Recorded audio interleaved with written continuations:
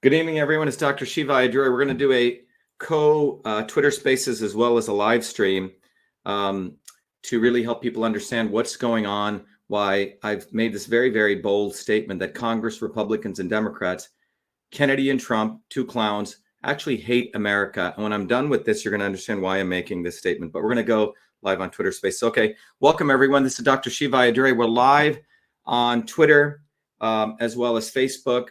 As well as all channels right now. And the discussion we're going to have tonight is why, and it's a very important discussion.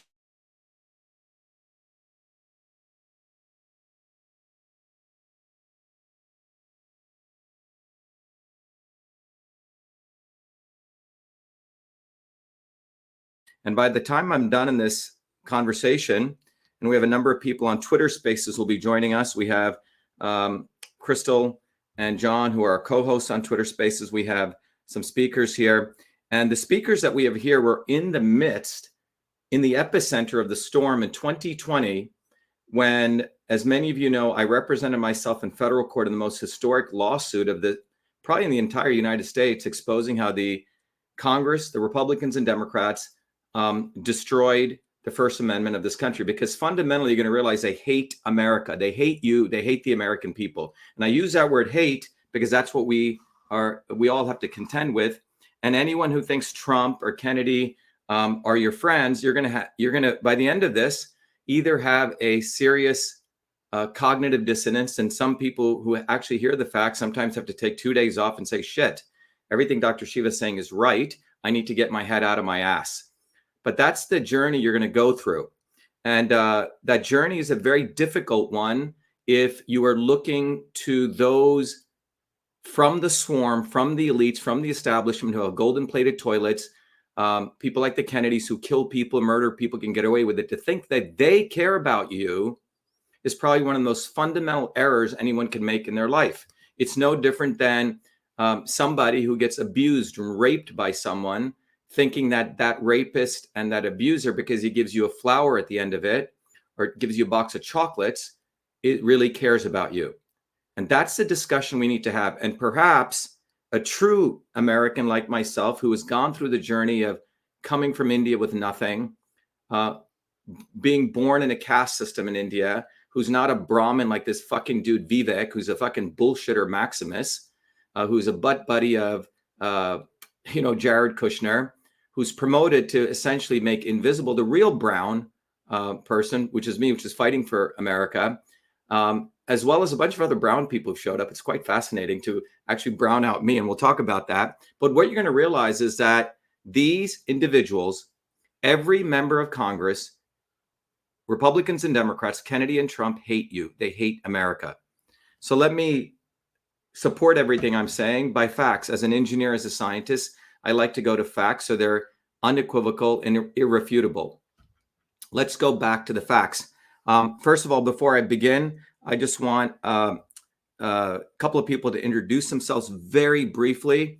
I'll start with Crystal. Crystal, can you briefly introduce yourself as a co-host? Take 30 seconds, who you are, how you came across everything that I'm about to talk about. Go ahead, Crystal. Thank you, Dr. Shiva, for letting me come on. My name's Crystal. I'm out of Nebraska. Been following Dr. Shiva and the movement for going on 4 years, and was very present, involved, not only in his Senate run that was stolen from him, which I was in Massachusetts. In 2020, yeah. In 2020, which I was there to witness it, but then also him being kicked off of Twitter, him filing that lawsuit, and I was present at all of those hearings for his federal historic lawsuit. So thanks for letting me come in, Dr. Shiva. Thanks, Crystal. Thanks for serving as our co-host. Let's go to John. John, can you briefly introduce yourself? And each one, we'll come back to John and Crystal, who'll share with you their journey. And everyone is going to realize what a scumbag Trump is. You're going to realize what a scumbag Robert F. Kennedy is. And this is a time for an awakening, if we really want an awakening, not a fake awakening like Alex Jones is talking about. Go ahead, John. Hello, my name is John Medler. I lead up Dr. Shiva's video team, and I've been making Dr. Shiva's campaign videos since, a lot about more than just campaign videos, but I've been doing the video work for Dr. Shiva since the 2018 campaign, actually. So I've been working very closely with Dr. Shiva for quite a while. Thanks, John. And let's just introduce, we'll come back. Let's just briefly introduce Jen Bennett. Jen, go ahead. If you can just briefly introduce yourself, and then we'll come back to Jen. Go ahead, Jen. Jen, you have to unmute yourself. Hey everyone, I met Dr. Shiva back in, was it, I think, end of 2019. You were hosting the first vaccine awareness event. One second, Jennifer. Someone just said Trump is a scumbag. Okay, bye. Time to unfollow. So that's a woke conservative right there. That's a person who virtue signals. And if they don't want to listen to the truth, you're a fucking moron and you are a woke conservative, and stop attacking woke lefties then, because you're part of a MAGA cult. Go ahead, Jennifer. Thank you. Yeah, so I attended your vaccine conference back then, and I was just super excited to find a scientist who understood mothers and was willing to stand up for the truth.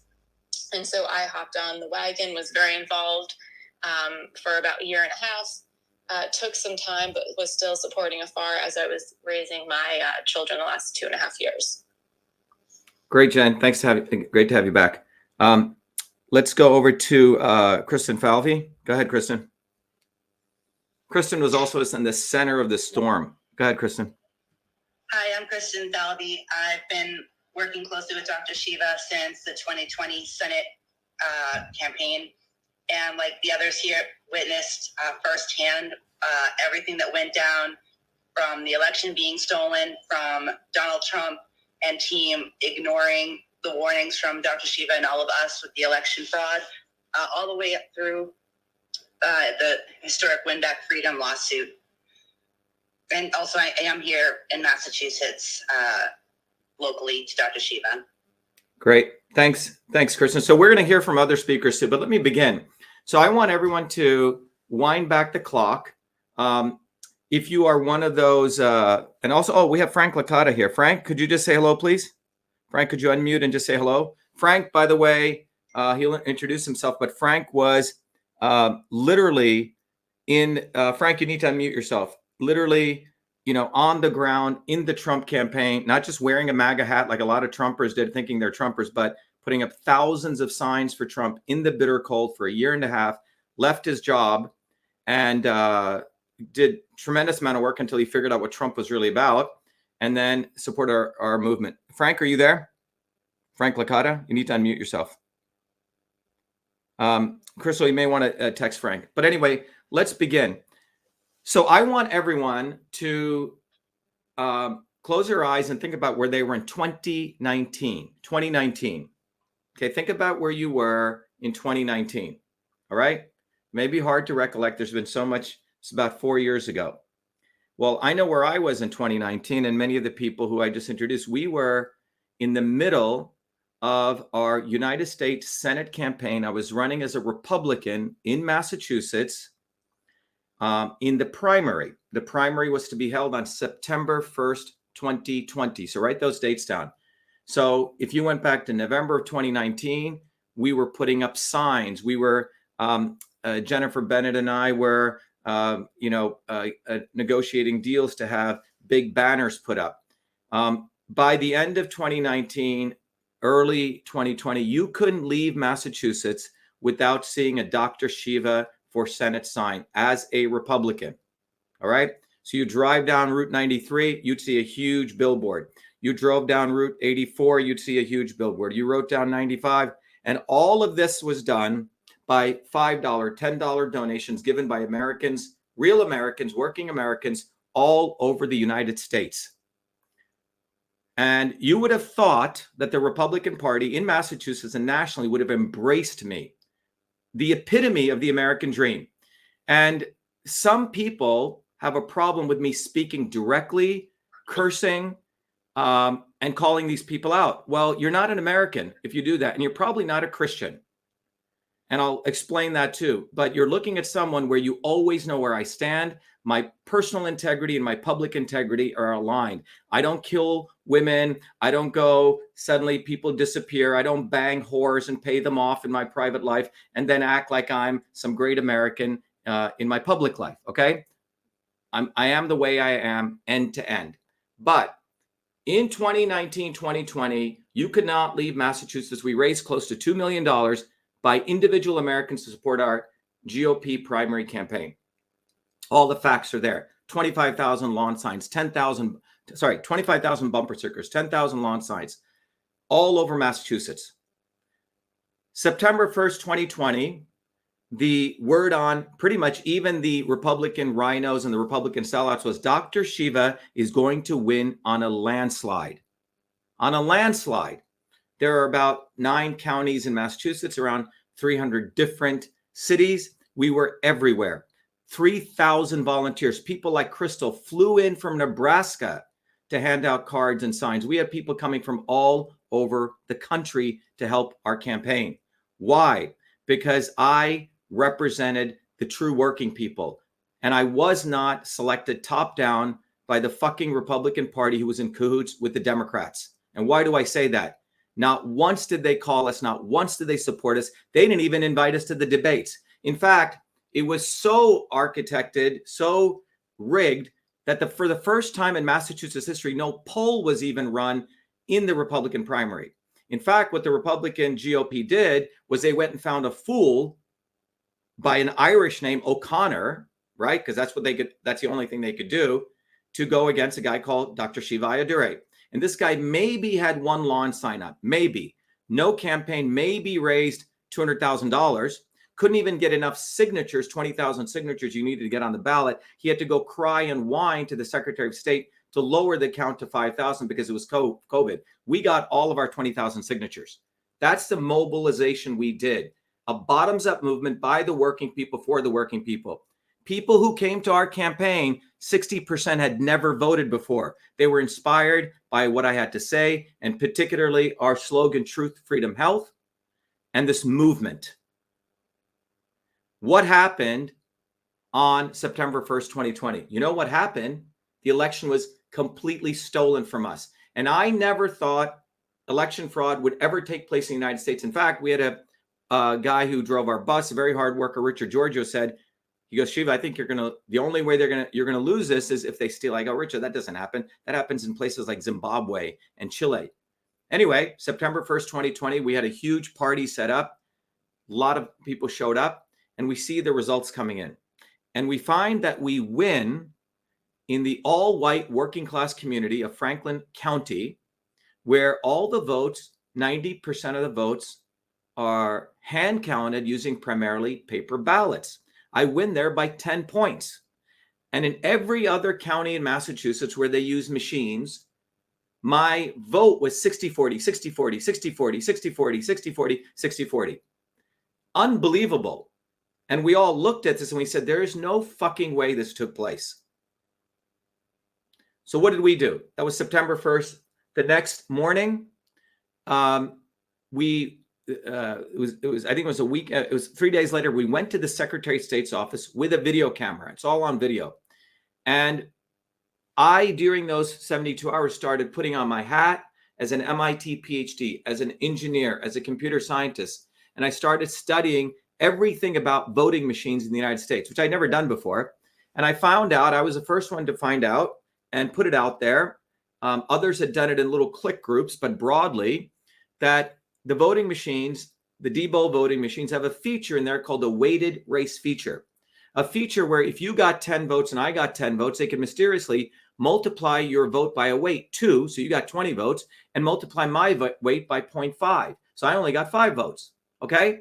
It's a long history. I can talk about why they put these features in, but we found out my votes were debased, which means brought down.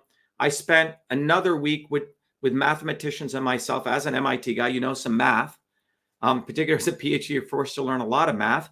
And I was able to conclusively show through a stochastic modeling that my votes have been cut by, for every 1 vote I got, I was debased by 2, and my opponent was increased by 2, something on that order. And then we went to the Secretary of State's office and we said, look, we want the ballot images. What are ballot images? And again, we had to educate the public on this. Every voting machine in the United States takes a piece of paper and it takes a picture of it. And when it takes a picture of that image, that picture is converted to an image. Sorry, the picture of that paper. And the image is called a ballot, B-A-L-L-O-T image. The ballot image is stored on the hard drive, typically an external drive or an internal drive or in RAM. And that image is analyzed by the artificial intelligence algorithms on the machine. And it determines, oh, who got what vote. It's looking for the little circles or the check marks. All right. Well, by federal law, by 52 USC 20701, passed by a Democrat majority 50 years ago, it demanded, because minorities, people felt were getting cheated off their votes, that all records in connection with a federal election must be saved for 22 months. So I, following the law as an American citizen, which America is supposed to be the rule of law, we went to the Secretary of State with a video camera, went up to the floor in Boston. We said, hey, we want the ballot images. And the guy behind the counter, the guy who runs elections, says, oh, we don't have those images. We deleted them. Got it on videotape. And then I formally gave a public records request. And according to law, they have 10 business days to respond. Well, September 25th comes, that's 20, I think 3rd or 4th comes, they do not respond. I send an email. I said, what is your response? You're violating law. So they send an email saying, oh, we don't have to give you those ballot images by law. And I go, can you show me the law? That was the next email. They don't even answer that. They send me a PDF to some manuals of the machines, completely irrelevant. I write back. I said, you violated federal law. This election is null and void. Those 4 emails subsequently, on September 24th, I put up on Twitter and I said, Massachusetts deleted 1 million ballot images. Okay. And boom, I'm thrown off Twitter. That tweet was going viral. A fake news organization said, Dr.SHIVA claims ballots were deleted. I never said ballots were deleted. I said ballot images. You see how clever they are? And that organization did fact-checking, a fake fact-checking organization. And they said, we contacted the Secretary of State's office in Massachusetts, and they said that they had contacted Twitter. Let me repeat again. So this stupid fact-checking organization, a blessing in disguise, helped us. They said that the government of Massachusetts had contacted Twitter to deplatform or to ban a United States Senate candidate. Now just think about what this means. The government had contacted a private company to violate the free speech, not of just any citizen, but a United States Senate candidate.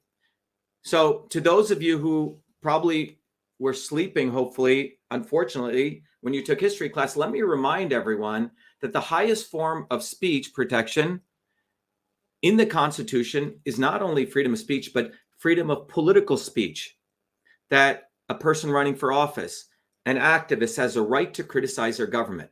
So whether I was right or not, whether they deleted ballot images or not, by the way, which they did, they have no right, the government has no right to suppress the speech of a political candidate. I'm a political opponent of the state. That is what is supposedly happens in China, in Zimbabwe, and Chile, and all these quote unquote third world countries. So I knew I had a First Amendment case. Let me first remind again, everyone, what is the First Amendment? And I want you to write this down. Please write this down, because then you'll realize why all these people in Congress, Republican and Democrat, hate you. They fucking hate you. Kennedy hates you. Trump hates you. These people are bastards. They hate you. Why? What does the First Amendment say? Among many other things, a critical thing it says is Congress, first word, shall, second word, pass, third word, no law to abridge freedom of speech. Congress shall pass no law to abridge freedom of speech. Congress shall pass no law to abridge freedom of speech. What does that mean? The Congress, which is a legislative branch. Again, remember in the United States, we have 3 branches. The legislative branch, which is a branch of the United States government that passes laws, right? About 450 House of Representatives, 100 senators, they get together back and forth. They pass bills which become laws. They're not supposed to pass any laws that abridge freedom of speech. That is pure distilled Americana. You can remove everything away, but if you want to be an American, you will support the First Amendment. Congress shall pass no laws to bridge the First Amendment. The judiciary, the courts, they're supposed to interpret the laws, and the executive branch is supposed to enforce the laws. So the founders, in their wisdom, said Congress shall pass no laws to bridge the First Amendment. Okay? That's what they said. And that is being American. If you claim you're an American, you will want to crucify someone who supported, who did allow, and if they did, have Congress pass laws that abridge the First Amendment. That is not being an American. It's the end of America. Okay, so let's understand that. On November 16th, 2018, Congress passed a law to destroy the First Amendment and censor every American. On November 16th, 2018, Congress passed a law to destroy the First Amendment, abridge and censor the speech of every American. Write that down. How was that done? It was done by a fucker called Donald J. Trump. Hillary Clinton could never have passed this law. And that's why they selected Trump, because he needed to manipulate the white working class with bullshit slogans, lock her up. He never locked her up. With bullshit slogans, drain the swamp, which he never did. With bullshit slogans, build the wall, which he never did. And all of you Trumpers, and by the way, I was a Trumper. I gave him money. I put up signs. Frank Licata put up signs. I wasn't just a MAGA hat wearing freak, okay? In fact, I never wore a MAGA hat, but I did the work. But fucking Donald J. Trump signed into law the creation of the Cybersecurity Infrastructure Security Agency, CISA. CISA. And this gets even more interesting. Every person in the House of Representatives, it was a unanimous vote, voted for the creation of CISA. And by unanimous consent, it passed the Senate. That's why I say these people hate America. They fucking hate you, they hate this country, and they hate America. And you're going to see how much they hate it. So wake up, everyone. They hate you. They hate this fucking country. I love this country. Everyone on this call who fought there loves this country. Donald fucking Trump doesn't love this country, and surely the Kennedys don't. And you're going to realize how booby fucking Kennedy, the entire shit show, clown show that they did, was to ensure that I wouldn't get in that testimony and expose the whole thing. So that's the point. December 15th, 1791. That is when the First Amendment comes into being, an amazing being, an invention, an innovation. God's enlightenment comes into being. Congress shall pass no law to bridge the First Amendment. On November 16th, 2018, that was destroyed. And I would even say Trump is a fucking antichrist. That's how vehement I am about this when you really connect the dots. And you'll see probably fucking Kennedy is this false prophet. So let's talk about that. Why am I so vehement about this? Because you're looking at someone who's in the epicenter of the fight. So I'm throwing off Twitter, as I mentioned, on September 25th, 2020, because I put up a set of tweets, one tweet saying ballot images were destroyed. And in a news report by people who are saying I lied, I never said ballots, I said ballot images. But that news organization did an amazing, a blessing in disguise. They said the government had contacted Twitter. I tried to find lawyers in Massachusetts. No one wanted to take the government in Massachusetts because all the fucking lawyers here are pussies. They're all pussies. They're connected. Their papa knows the government here, and they're all one big swamp. So I had to represent myself in federal court. Do I have a law degree? No. Did I go to Harvard Law School? No. Have I ever written a brief? No. I had to learn all this. Think about it. And Jennifer Bennett will tell you in March of 2020 what was going, and this is September of 2020, March of 2020, we were running the Fire Fauci campaign while fucking booby effing Kennedy was promoting lockdowns, strict lockdowns. We were the ones who took 100 some odd thousand signatures to Trump and we said, do not lock down this country. I came up with the protocol to save millions of people's lives, vitamin D3 quercetin. It was probably in 2020, I may have gotten 2 hours of sleep, 2 to 3 hours per day. It was in the trenches fighting for America, exposing Fauci, exposing the lockdowns, doing educational videos. And on top of that, in September 2020, Now we had to take on a lawsuit that no one wanted to do. So I had to study the law. I had to study state action. I had to study the Blum test. All this stuff I didn't know anything about. And I went into federal court. And I filed a lawsuit and a preliminary injunction saying that, hey, and by the way, you have to understand, in September 25th, 2020, we had moved our entire campaign into a write-in campaign. We weren't giving up. So I was still a bona fide federal candidate off of Twitter. Now, what is Twitter? Twitter is the most important platform for politicians. You can get thrown off Instagram and Facebook. Okay, that's for pictures and kids and whatever. But Twitter is the platform. And I was thrown off the most important platform I used to raise $2 million in the middle of a U.S. Senate federal campaign. So we're off our most important vehicle. We filed a lawsuit.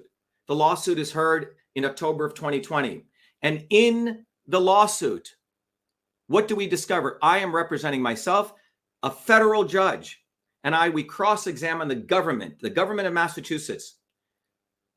And in those hearings, the judge says, how did you throw Dr. Shiva Ayyadurai off Twitter? Oh, we have a special portal, a special VIP portal, a tunnel where we can communicate with Twitter. And he goes, what are you talking about?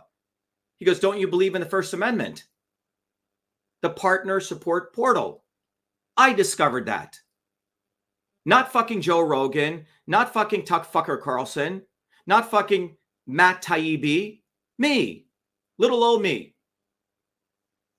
And what we discovered was that the government of the United States, coming from CISA, that law that was passed on November 16, 2018, had created the censorship infrastructure to censor every fucking American.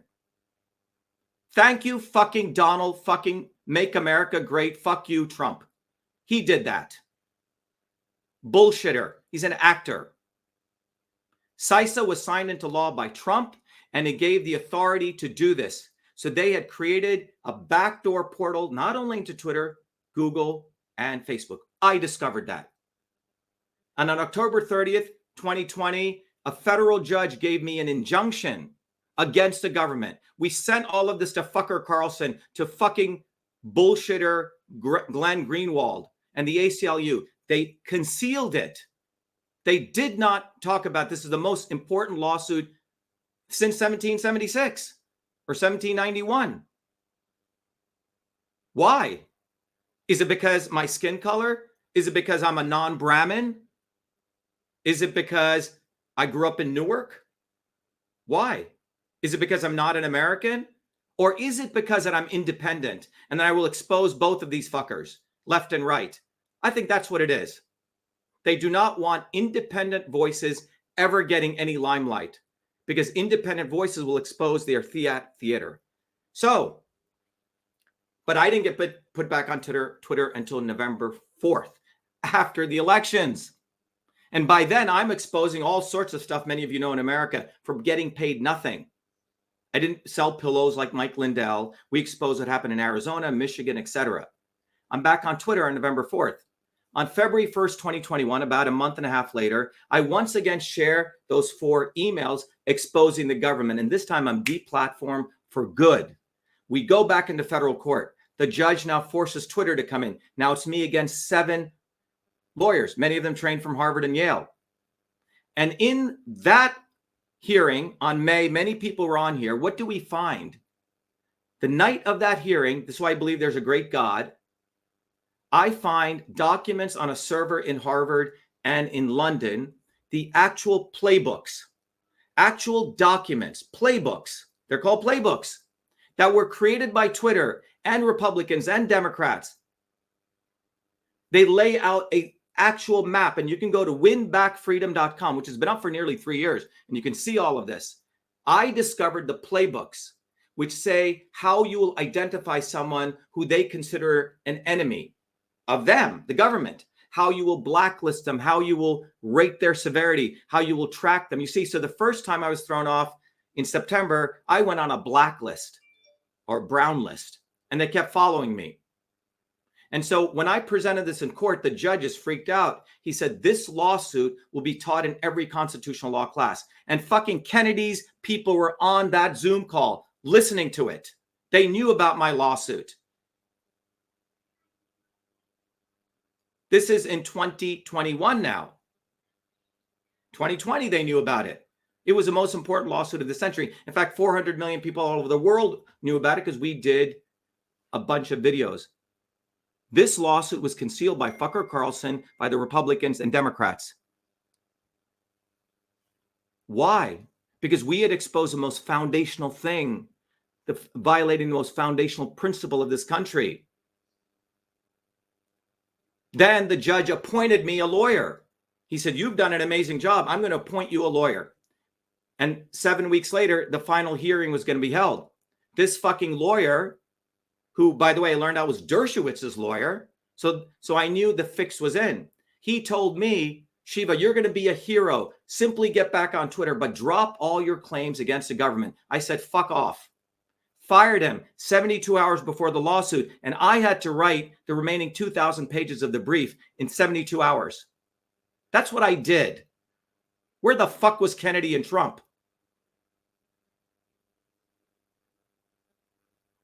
And John Medlar will tell you because he was there thick and thin with me. So in July, I had to write the entire brief. And when we went into that hearing, the judge had flipped on us. He just wanted me to go back on Twitter, be a good nigga. His brown nigga. And I was unwilling to do that because I fucking care for this country. And it was like a pit of vipers. They wanted to crucify me, literally. You can talk to people. People were vomiting on the call because it was so abhorrent what they were doing.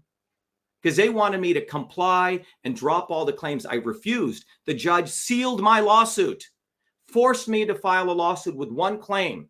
Otherwise, I was going to be thrown in jail. So I did, and I walked away because I wasn't just going to get on Twitter. And for 2 years, I was banned from Twitter while fucking Kennedy got to stay there. Oh, he was thrown off Instagram. Instagram doesn't matter for a politician. Now, fast forward for the 2 years later, Fucker Carlson covers The Intercept saying, oh my God, there's this backdoor portal to Twitter. How come I didn't know about this? You did. You fucking concealed it. We have all the emails. Go to winbackfreedom.com. He's a CIA fucking frontman, Fucker Carlson.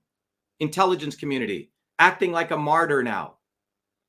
Glenn Greenwald covered it up. All your so-called heroes. Trump covered it up. And then to top it all off, and we're going to go to our speakers, what happens? This month, the fucking Republicans hold the weaponization of government subcommittee. That entire subcommittee's entire report is stolen from my lawsuit. Let me read the first line of my lawsuit. This case is about the weaponization of a coordinated infrastructure of governmental and ostensibly private actors to silence the political speech of a U.S. Senate candidate, the plaintiff, Dr.SHIVA Ayyadurai, Dr. Shiva, criticizing a government actor under both the First Amendment of the U.S. Constitution, Article 16 of the Massachusetts Declaration of Rights, a political candidate's criticism of government actors by a political candidate for office is species of speech that resides at the very heart of free speech protections. There you go. Weaponization. So you have Jim Jordan, who's a fucking bullshitter, and the Republicans, Thomas Massie, another fucking bullshitter, Rand Paul, all these people acting like they're libertarians, create a subcommittee to apparently go after the Democrats. You see, left versus right. And in this subcommittee, they call it the Weaponization of Government Committee. Go read it. It's all lifted from my lawsuit. But you know who's missing? Dr.SHIVA Ayyadurai. Another bunch of brown guys, you know, from Stanford. This guy called, forget his name, Cariotti, and this other guy. They do Wisconsin, the Biden lawsuit. They completely don't refer to our lawsuit 2 years later. They want to hide me and our movement and what we did because we're not tied to the Democrats or Republicans. Now, why do I say Congress hates you? Well, they call fucking Kennedy in, who steals everything I've done. And they make him act as though he's some fake hero, fighting with Debbie Wasserman Schultz and Thomas Massey and the Republicans egging him on because they need him to bring some Democrat voters to the Republicans. But it's all fucking theater. It's a fucking clown show. You know why it's a clown show? Because I'm being blocked from testifying. Because if I testify, I will expose the fact that Democrats and Republicans created CISA. Trump signed it into law.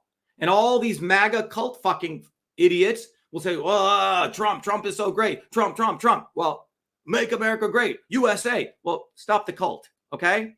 Trump fucking signed it into law.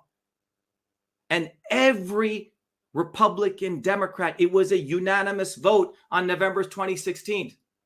They passed a law to bridge the First Amendment. Wake the fuck up. They hate you. I love you. I love this country. That is why they do not want me with all the credentials, with all the hard work. Why? Am I a fucking slave still? Am I a lower caste fucking beggar in this country still? I did the fucking work.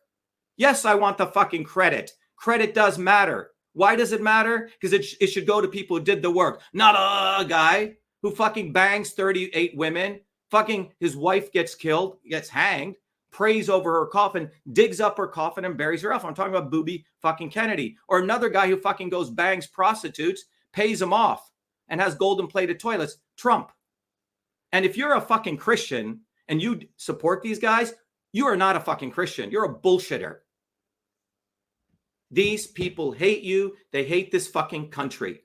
The fact with 300,000 followers that we are so squeezed on Twitter speaks to fucking Elon fucking Musk, another fucking moron, another actor, Joe Rogan, actor, Kennedy, actor against you. They hate you. They fucking hate you. Not sure about Trump? Well, get fucking sure. He signed CISA into law. If Hillary Clinton was there, they would never have done it. They needed Trump to rile up the American white working class behind a fucking fool. And look, I did a lot of work for him. He made $500 million off my work. So stop fucking sucking off Trump or Kennedy. Okay? Wake the fuck up. Let me go to John Medlar. Go ahead, John. John, why don't you share with us what you saw in 2020, John? You can get as passionate as you want, John. Go ahead. Well, basically, let's see, where do I begin? Well, after the campaign shenanigans, where it was obvious that they had screwed us, we immediately started doing the digging. And by the way, this was before any shenanigans with Trump and Biden. This had happened in the primary. But when you have one campaign that's, on the ground as much as we were and working as hard as we were and was visibly everywhere, and another campaign that's not even trying, that was our primary opponents, the establishment guys, it was obvious that it was obvious that it had been rigged. So immediately we got to work pulling up the evidence, and when we exposed the evidence, Dr. Shiva told you what happened. They banned us off Twitter, and then screwed themselves in a way by the fact that they admitted, went and bragged about it to that quote unquote fact checking organization, bragged about it openly, and then when we got them into court, the state employees that we were cross examining also were basically admitting, yeah, we just do this. We just called up Twitter and told them to ban it. They just did it. They were acting like it was completely normal. And John, maybe you should tell people the amount of work that went into writing those lawsuits and how many people helped us, John. Who helped us, John? Just getting to that. So basically, during that period, Dr. Shiva was like, I spent a lot of time at the office. I worked with Dr. Shiva very closely, and during that period, Dr. Shiva basically shut himself in his house for days and days and days, writing these briefs, doing all the research and everything. No, he wouldn't take any calls, wouldn't take any visitors. I was only called in occasionally to deliver documents to him because he didn't have a printer at the house. So he would send me stuff to print at the office and then bring it to him. And then he would review stuff, sign it, and I would also ferry stuff to the courthouse for that lawsuit. So I was basically, delivering documents back and forth for the lawsuit. And so I was probably closer to Dr. Shiva during that period than anybody, because he wouldn't let anybody else see him. And I only got to see him during those periods where I needed to bring in documents. And I was also there during the court hearings. He would have me come by and basically help him set up the Zoom and everything. Yeah, and I think, John, we had close to 1,000 people. This was during COVID on the court hearings. Many people. I'm pretty yeah, sure. at one point it was 2,000 people. Yeah. Yep.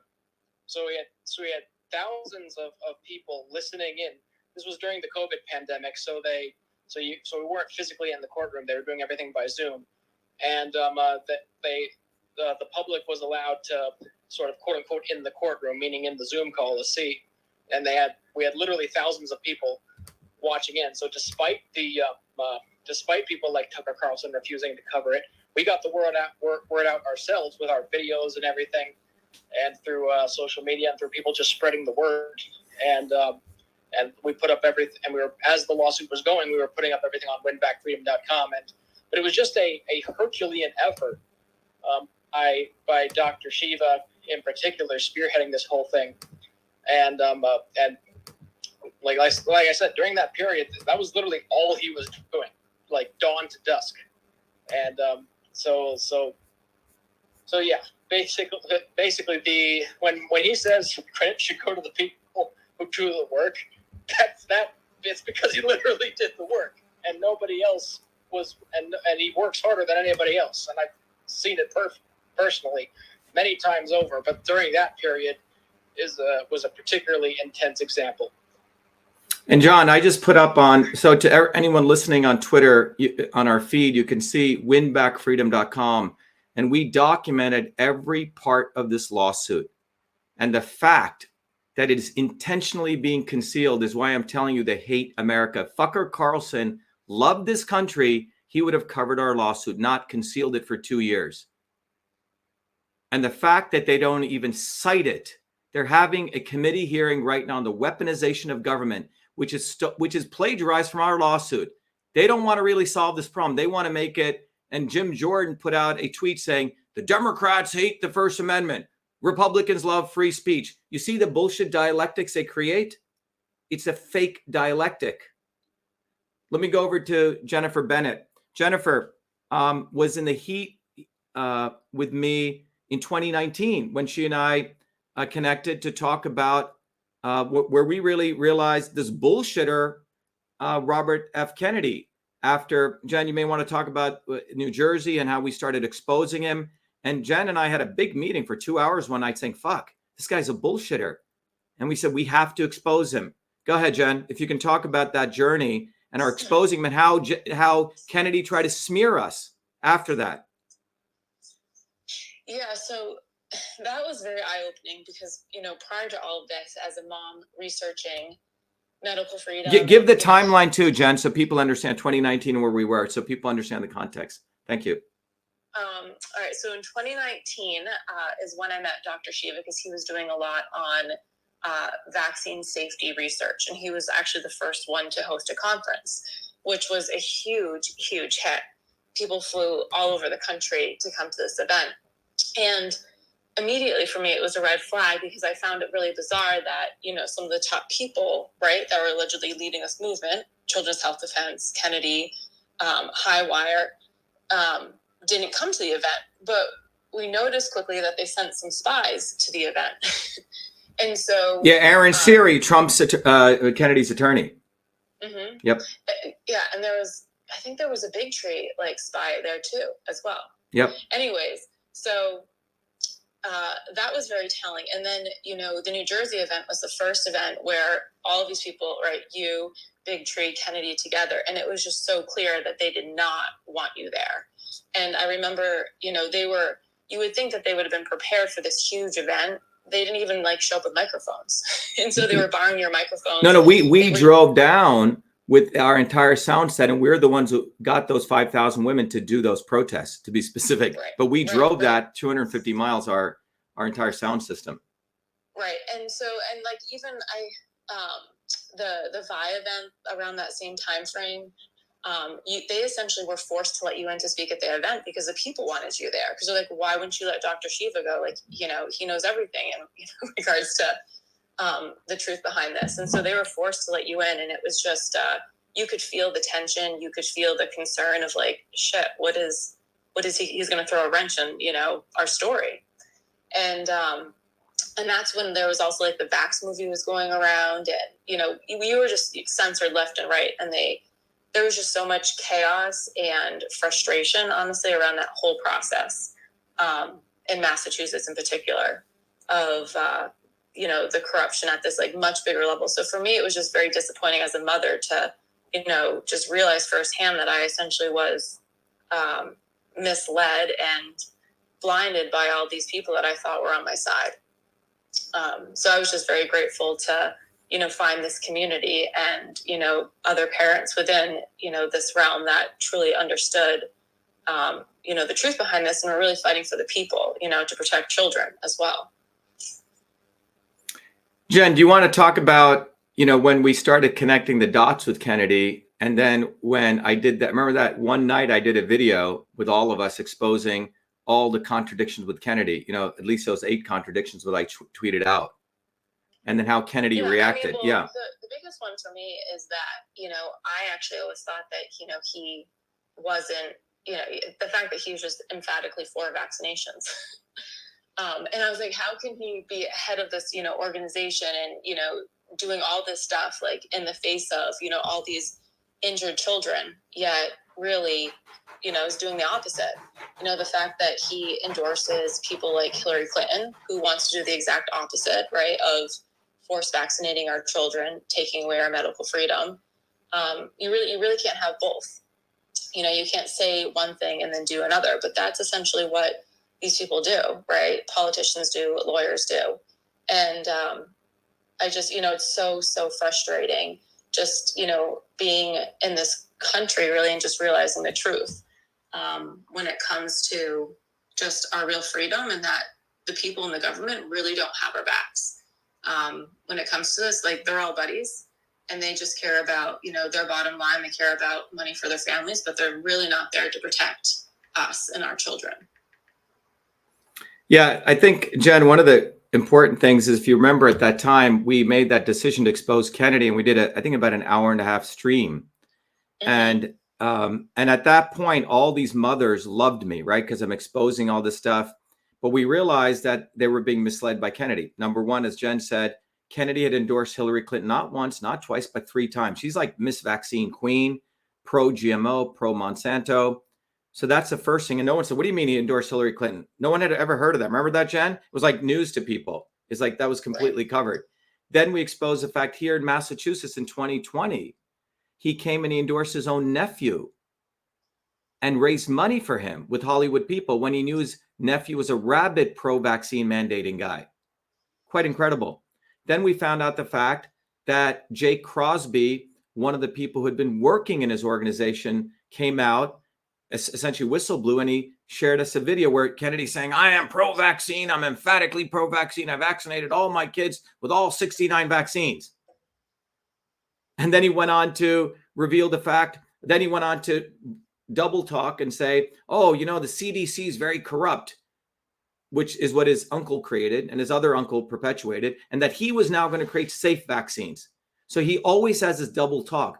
So when we exposed this, we lost about 20% of these followers, these women who thought I was the best thing since sliced bread.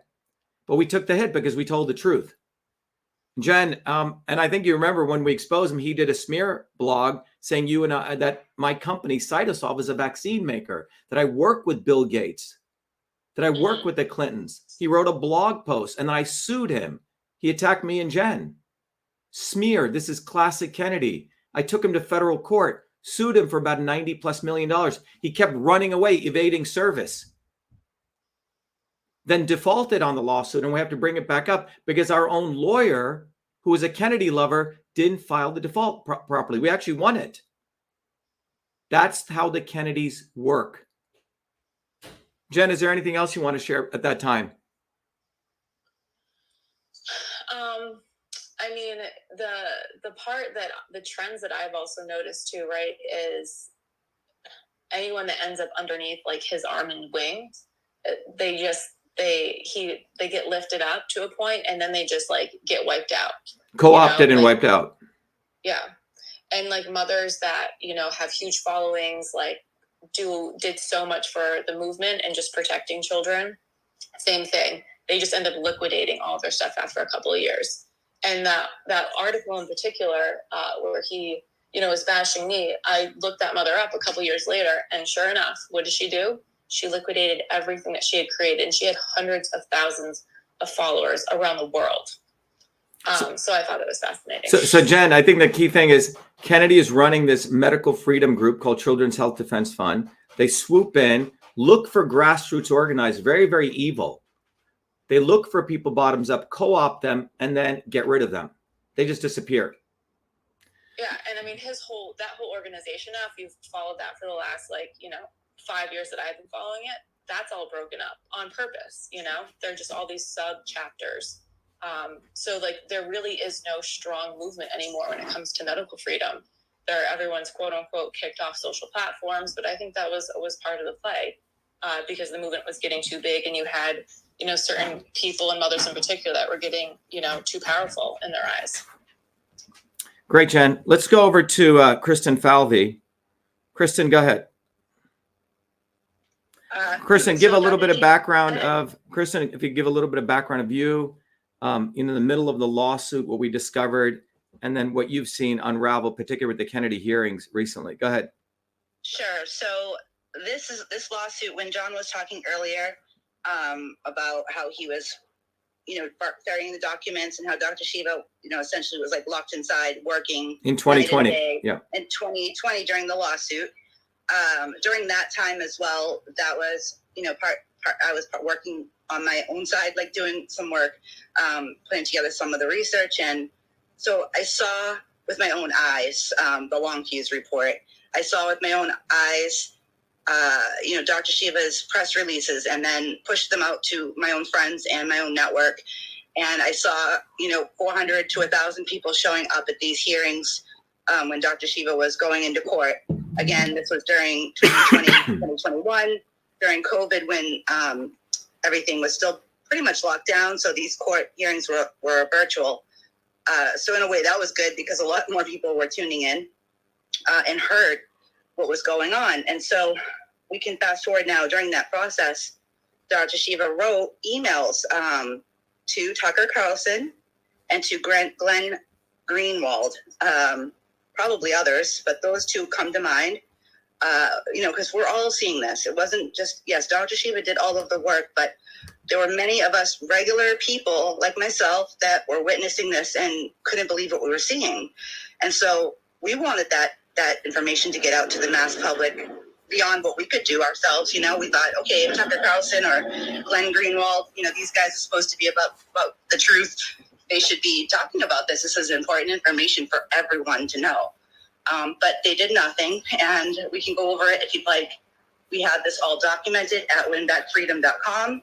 The emails are up there. Yeah, what I'm doing to everyone, if you were on Twitter or Facebook, if you want to see it, I'm actually sharing right now the email that we sent to Tucker Carlson on October 20th, 2020, saying, hey, Tucker, we have this lawsuit where we've exposed the backdoor portal. That was on October 20th. October 30th, we sent him the press release. We just said, we just won a landmark victory for free speech about the fact that there is this backdoor portal. We discovered this.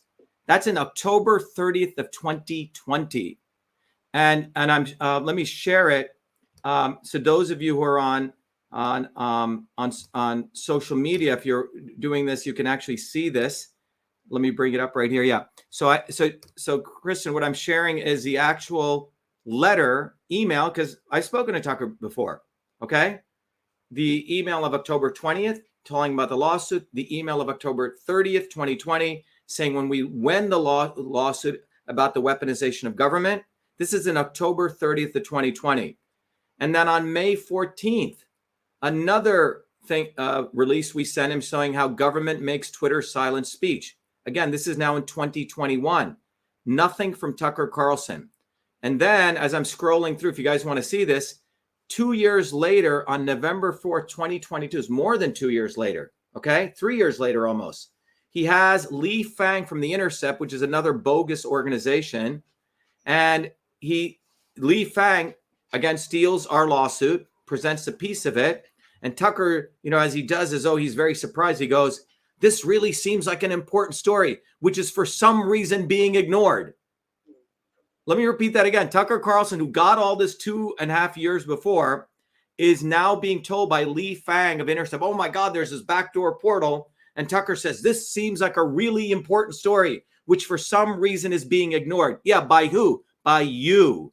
You purposely ignored it because you didn't want to, A, give us the megaphone. B, you were jealous. C, you're a fucker. You work for the government. Or all three. Probably all three.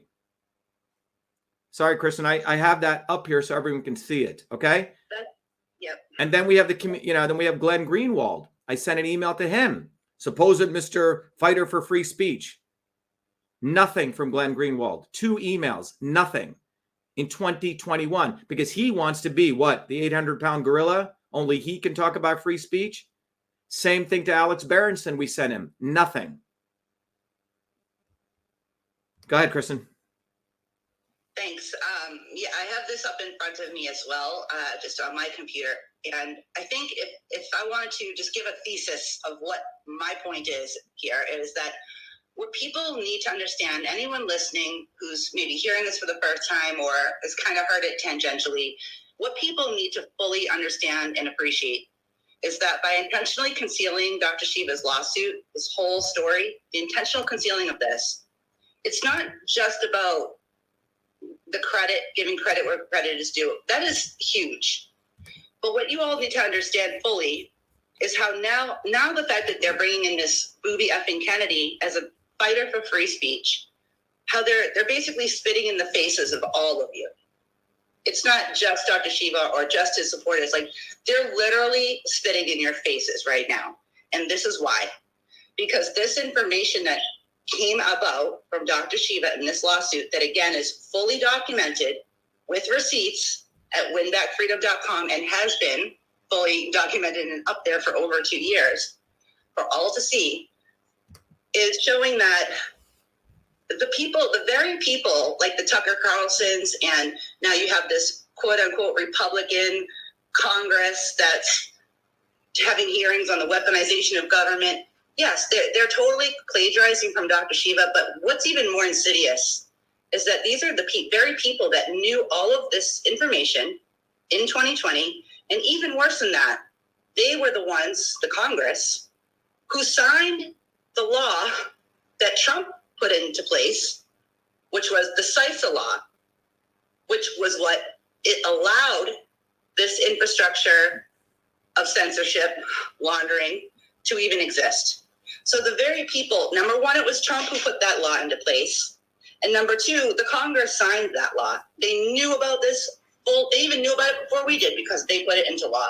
So now they're going to come out in 2020 or now 2023 and elevate this booby guy. They're all playing a circus on you. They're literally like, it's insulting. So I think for me, why I'm going off right now, it's like the people who are defending Bobby effing Kennedy or Tucker or, saying the Republicans care about free speech, you're being bamboozled. You're literally being fooled. They don't care about you. They never have. And right now what they're doing is running a complete theater for eyeballs, for votes, and in part to continue to intentionally conceal this information, this lawsuit, everything that Dr. Shiva has been doing from day one, that all of us have been here to witness firsthand. I can talk more about the Tucker Carlson stuff if you want, Dr. Shiva. Well, I think the key thing is, Kristen, look, let's go back to fundamentals, just to summarize this, and I want to go over to Chris Bradley, Kristen, but I think you articulate as well. Number one, Congress shall pass no law to abridge the First Amendment. That is America, period. Okay? If there's one sentence that captures America, it is from December 15, 1791, Congress shall pass no law to abridge the First Amendment. November 16th, 2018, Congress passed a law to destroy the First Amendment, signed into law by fucking Trump. That's what you should call him. And unanimously voted, unanimous. Every fucking congressperson voted yay. And by unanimous consent by the Senate. Unbelievable. Because they're all bought and paid for. Think about that. And who exposes? A freaking guy who's not a lawyer, but who's a fucking fighter and a movement on October 30th, 2020. And who did they sign? I mean, what's extraordinary about this? This is actually this is about the censorship of an individual who exposed the censorship infrastructure that was created by a law to create that censorship infrastructure. And on top of it, to rub, as Kristen said, literally take shit and rub it in your fucking face. They have a fucking doofus, scumbag, Booby Kennedy, who gets to steal all of our material, and is stealing my material. And it does make a difference, because if you did the fucking work, you deserve the fucking credit. And that's what Owen Benjamin said this morning. And I didn't even ask him to do that video. To steal your shit and to put forward a fucking Kennedy again, when I'm bottoms up, when our movement's bottoms up as your hero, that is putting shit right into your face. Chris, go ahead. Bradley? Yeah, and to have a Republican Congress get up there and fucking bend over and grab their fucking ankles and let this fucking asshole act like he's fighting for free speech when it was a unanimous fucking House vote to pass the very censorship infrastructure. It's unfucking believable, and everyone in the American public should be outraged. You are getting fucked by the Democrats and the Republicans. Full stop. That's right. It. That's right, Chris. You nailed it. And I think you better use the word fuck as many times as you can when it comes to these fuckers. And if you don't, you're fucking, something's wrong, because they fucking hate you. They hate America. That's a bottom line. These people hate this country. They want the First Amendment rights for them, but not for you. And you really have to get this. They hate you. Trump fucking hates you. The Kennedys hate you. They fucking hate you. And now, Chris, to your point, think about what they're doing. Zuck versus Musk. Well, Republicans are supporting Twitter. Democrats are supporting Facebook, as though this is some dialectic. They're both fucking you. This is straight out of fucking idiocracy. Wake the fuck up, people. These people are actors. They're fucking you over. They're in bed with corporations. They don't give a fuck about you. They shit on fucking gold toilets. They fucking have trust funds. They don't fucking work for a living. They don't give a fuck about you, and they never will. Congress shall pass no law to bridge the first freedom of speech. Trump, the fucking Antichrist, is the one who signed that law. And remember, all this is, if you take a graph, put left on the left side, right on the right side, and then on the y-axis, put obvious establishment and not so obvious establishment. Trump is the not so obvious establishment on the right, and Kennedy's on the left. And so if you want to, so they have two honeypots that suck you in that way, and then they have the obvious establishment, which is probably going to be DeSantis and Newsom. So whoever is a beauty pageant wins. They're going to suck you back in. But all these people hate America, because if they loved America, that lawsuit would have been on the front page of the New York Times, front page of Daily Mail, front page of New York Post. They fucking hate you. Get it through your fucking skulls. They hate America. Blake Crosby says the rich laugh at the working fools. Absolutely true. In fact, they call you star fuckers, as I've said. Let's go over to Heather Burden. Go ahead, Heather. Heather was in the middle of this in our lawsuit when we were doing all the groundwork to expose the election fraud. In over 3,000 counties, we did groundwork. Heather, are you there? Dr. Shiva, I'm not hearing you out of my phone, so. We can hear you. Heather, you have to silence the background noise. I'm here, but I don't think you can hear me. Yeah, we can hear you. Oh, okay. I was there, and to work with this incredible incredible team. Okay. My phone isn't working. No, it's working. I'll come back in. Dr. Shiva, please go to another person. Okay. I'm sorry. Yep. All right. So let me go to Suresh. Suresh, go ahead.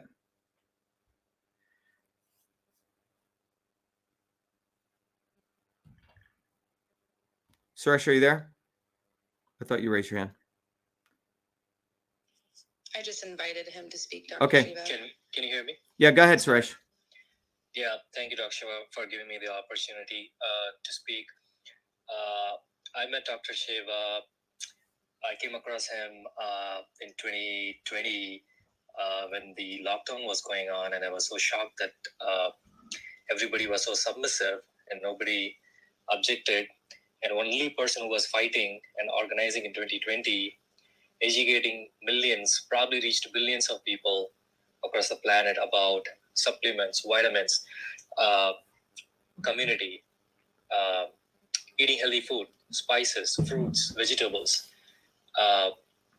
Only person who was doing that was Dr. Shiva. And then he got signatures to fire this moron who was saying, oh, one size fits all, total idiot. Fauci. Yeah. I mean, it's crazy. People followed him. And then you got signatures, and then you hand-delivered the protocol, immune boosting protocol. You said, okay, it's about boosting immunity. It's not about one size fits all, stupid, whatever. So it made a lot of sense. Then I started following you, and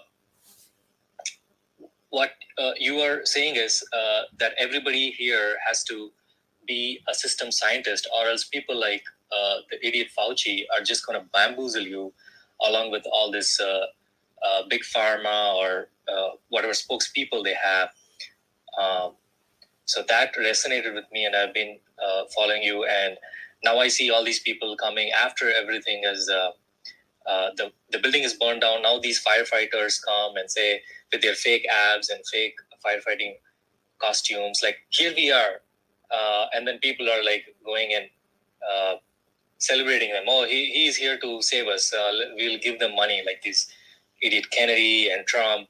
Trump basically has golden fixtures in his home, and people think a billionaire is going to come and take their trash out for them while they are degenerating, turning into, like you said, star fuckers. And how are things going to solve if you look up to these people? So that's what I've learned from you. And that's what I'm doing here in Buffalo. I'm going out and telling people that it's up to us. Everybody here, we have to sweep the floor under our feet for the world to become clean. It's not going to happen by some freaking Kennedy guy or Trump flying in planes, or this freaking Congress theater that these people throw at us. And people are watching these idiots as if they are going to solve problem. So I have been working, growing this movement. I have not watched all this stupid theater that these people are showing. I'm not watching all these stupid Hollywood stuff.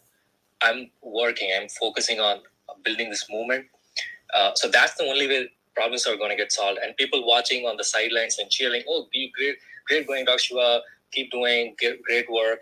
I tell to those people, enough cheerleading, stop watching from sidelines, enough hiding under the desk and being afraid. Weakness will lead you to slavery. Stop being weak. Stop being selfish.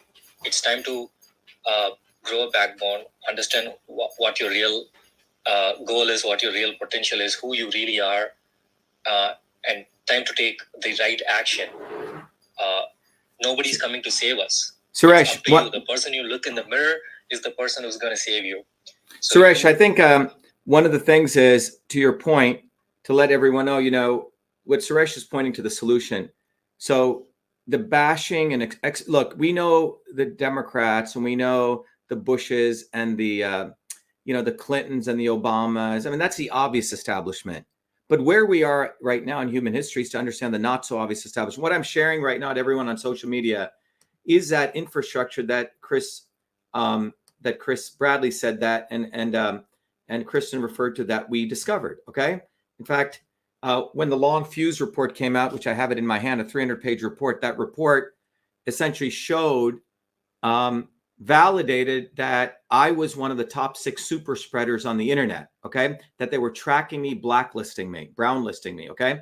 And out of that, and using all the data we had, I'm sharing with everyone the censorship infrastructure that we discovered and published in the lawsuit in 2020, 2021, long before the Twitter files, Matt Taibbi, all this bullshit. And if you go on social media right now, you'll see this. This is on winbackfreedom.com.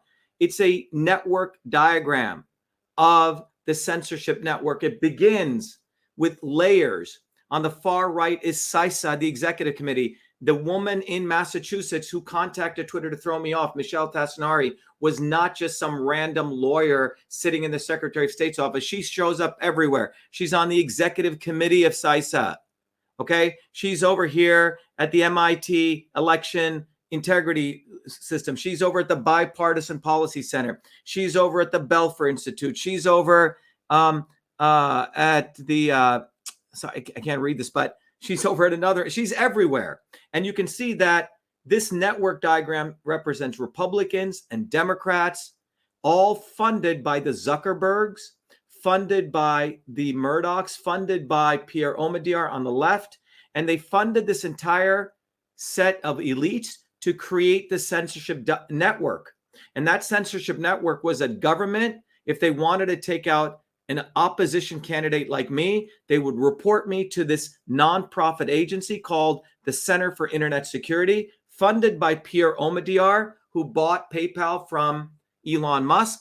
And that infrastructure would then use ISAC, the election infrastructure ISAC, to throw people like me off for simply telling the truth or opposing government. And you can see this, and it included the press, AP, the Brennan Center. They're all involved. All of this was done in 2020, 2021. People have plagiarized this. Even as an academic, you're supposed to do the basic ethics called citation. Fucking Kennedy's on the floor of the Senate or the Congress, parroting my shit without not one word. But this is a censorship network that we exposed in 2020, 21. It's right there. Go to winbackfreedom.com. Okay, here's another fucking idiot. Sorry, Kathy, this is what you are. I don't think Tucker had a lot of choices after he was fired. Would rather have a conservative voice. You're fucking an idiot. Tucker Carlson was fired because internally he was texting people saying there is no election fraud. This is all bullshit. And then when he saw the MAGA people saying there is election fraud, then he went on Fox News and he started beating the drums of election fraud.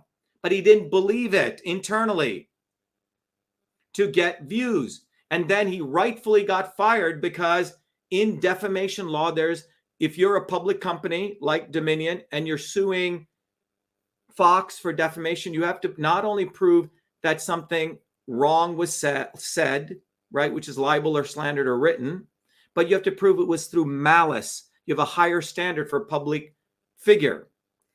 What Tucker did was malicious. He was internally sending text messages saying there's no election fraud. This this whole thing's bullshit. And externally, he was saying, oh yeah, there's election fraud and Dominion was part of it. That's why he was fired. And then everyone thinks, oh, poor Tucker. Fuck poor Tucker. $20-30 million a year. And then he goes to MAGA and hangs out with Alex Jones and says, ooh, they're martyring me. No, you fucking fucked over your company because you were internally lying. Fox would have owed $1.5 billion, treble damages, likely $5 billion to Dominion had it gone all the way through. So they decided to get away with paying them $750 million because of Fucker. Fucker is not your friend. Fucker concealed the most important lawsuit. Now he's acting like he's exposing stuff. Any fool can expose the truth. Delayed truth is deadly. I can expose all sorts of stuff. I can see a rape taking place and I wait 2 years to write a book about it. That doesn't make me a hero. So for God's sake, Kathy Scott Schneider, get your head out of your ass. I don't think Tucker had a lot of choices. He's making $20 fucking million a year. Suresh, are you making $20 fucking million a year? No. Chris, are you making fucking $20 million a year? No. Okay. And we still do the work. So why? This is a mentality of a fucking slave. You're kissing ass and you want to suck off a guy who's making 20 million and fucking bullshitted you. That's called a slave. Let's go over to Frank Licata. Go ahead, Frank. Yes, hello. Frank, tell your whole story. Take your time. Talk about how you work for this guy, what you discovered. Now, to all the Trumpers, you're going to hear from a real Trumper who busted his ass for Trump. Go ahead, Frank. You got the floor. Yes, hello. Yeah, Dr. Shiva plays my video a little bit sometimes. And basically in 2015, I stumbled across Trump at the escalator ride. And I did a year and a half with him, all the way up to the inauguration in 2017. At the time, he really did seem like the outside agent of change. It felt like a movement. There was a lot of people there. I was very busy building stages, setting up sound systems, and doing multiple roles within the campaign. But then on my own, I led a grassroots movement, doing all the signs you see me doing, the big 4x8s. There was thousands of them. We traveled tens of thousands of miles all around the Northeast doing them, myself and other fellows, other contractor type people. So it was, at the time, it seemed really exciting. Shortly after inauguration, I met Dr. Shiva when he said he was running for U.S. Senate against Elizabeth Warren. I thought that was very exciting. Trump always talked about her as Pocahontas. I thought that was great. But one thing I did notice is one thing that just popped up in my mind is how we went to go visit the main GOP, and Donald Trump Jr. was there. He greeted Dr. Shiva. He took his card, and he sort of laughed at him. He said, oh, yeah, real Indian versus fake Indian. How you got a good sense of humor. And I remember that striking me, saying, well, why don't you fucking help us? I mean, your father, calls her Pocahontas like he wants her gone. Here's a guy that can take her out, and you just think it's a joke. I remember that really stuck with me. And then other things sort of did stick with me too. The DNA challenge. Dr. Shiva actually put his money where his mouth is, and challenge, and then Trump, of course, had to copy it, him and his son. Copied that challenge, monetary challenges, and just things like that. We were always on the cutting edge, So it was an amazing campaign. It was only a few small people. I wasn't so much involved in his next one in 2020, but I did follow it with the lawsuits there. I watched online, and I found it fascinating, and I can't believe it. It's just like it's surreal, almost like, is this really happening in my country? Well, anyway, I brought the same passion to Shiva's first campaign as I brought to Trump's campaign. But I eventually realized that Trump was not the outside agent of change. And I didn't even know about this concept of not so obvious establishment. That's one of the things I learned from Dr. Shiva's course. And then came the pandemic, and everybody's freaking out about that, like the sky's falling. And he taught me about vitamins, my immune system, and I didn't do any vaccinations. I took the vitamins religiously, exactly how he said it. Every single morning I got my vitamins, and I got through that. No problem. I didn't get sick. My family didn't get sick. We made it through. I did witness people die from taking the vaccination, so I'm really kind of glad that I didn't do that, because it could have been me. Very grateful for the education, really, that we're getting here. It's more than just political. It's just a big education package in a nutshell. So when I was feeling down and out, thinking, okay, well, he's, we lost two campaigns, and he's going into another one, and like, what are we gonna? I was thinking to myself, what is the definition of victory? And he described it to me as, well, what is that definition of victory? Well, so in 2018, we weren't victorious as far as making him the U.S. Senator. However, we were victorious as exposing Elizabeth Warren's hypocrisy, her lying about her heritage. And then in 2020, well, he wasn't victorious at unseating Ed Markey, but even bigger than that is he was victorious about exposing the election fraud in the primary, which I would say was a microcosm for the election fraud in the general. So it was like a prediction, like it's just like this foretold something much bigger that was going to come for the whole nation, shortly after. So likewise with this run for U.S. president, there'll be other things that are going to be exposed. I just know it. So for that reason, I'm excited.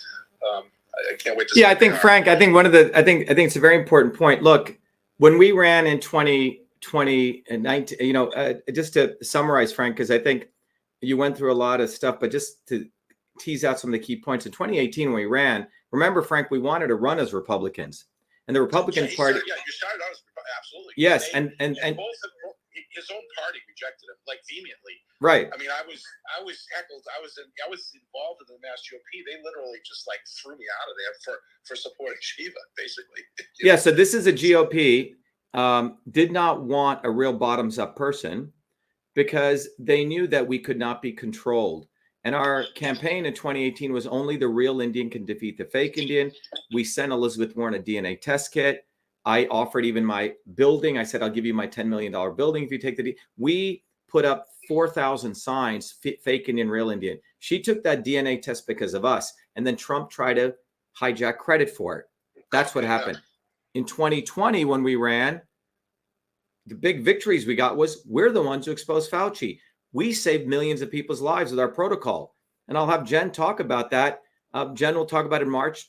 Jen, if you remember, let me bring Jen in. Jen, can you remember March of 2020, Jen, we wrote that letter to Trump. I sent that letter to him to not do the lockdowns, to fire Fauci. In fact, Marla Maples, Trump's ex-wife, contacted me. And we did a podcast. She said, oh, me and Tiffany love you, Dr. Shiva.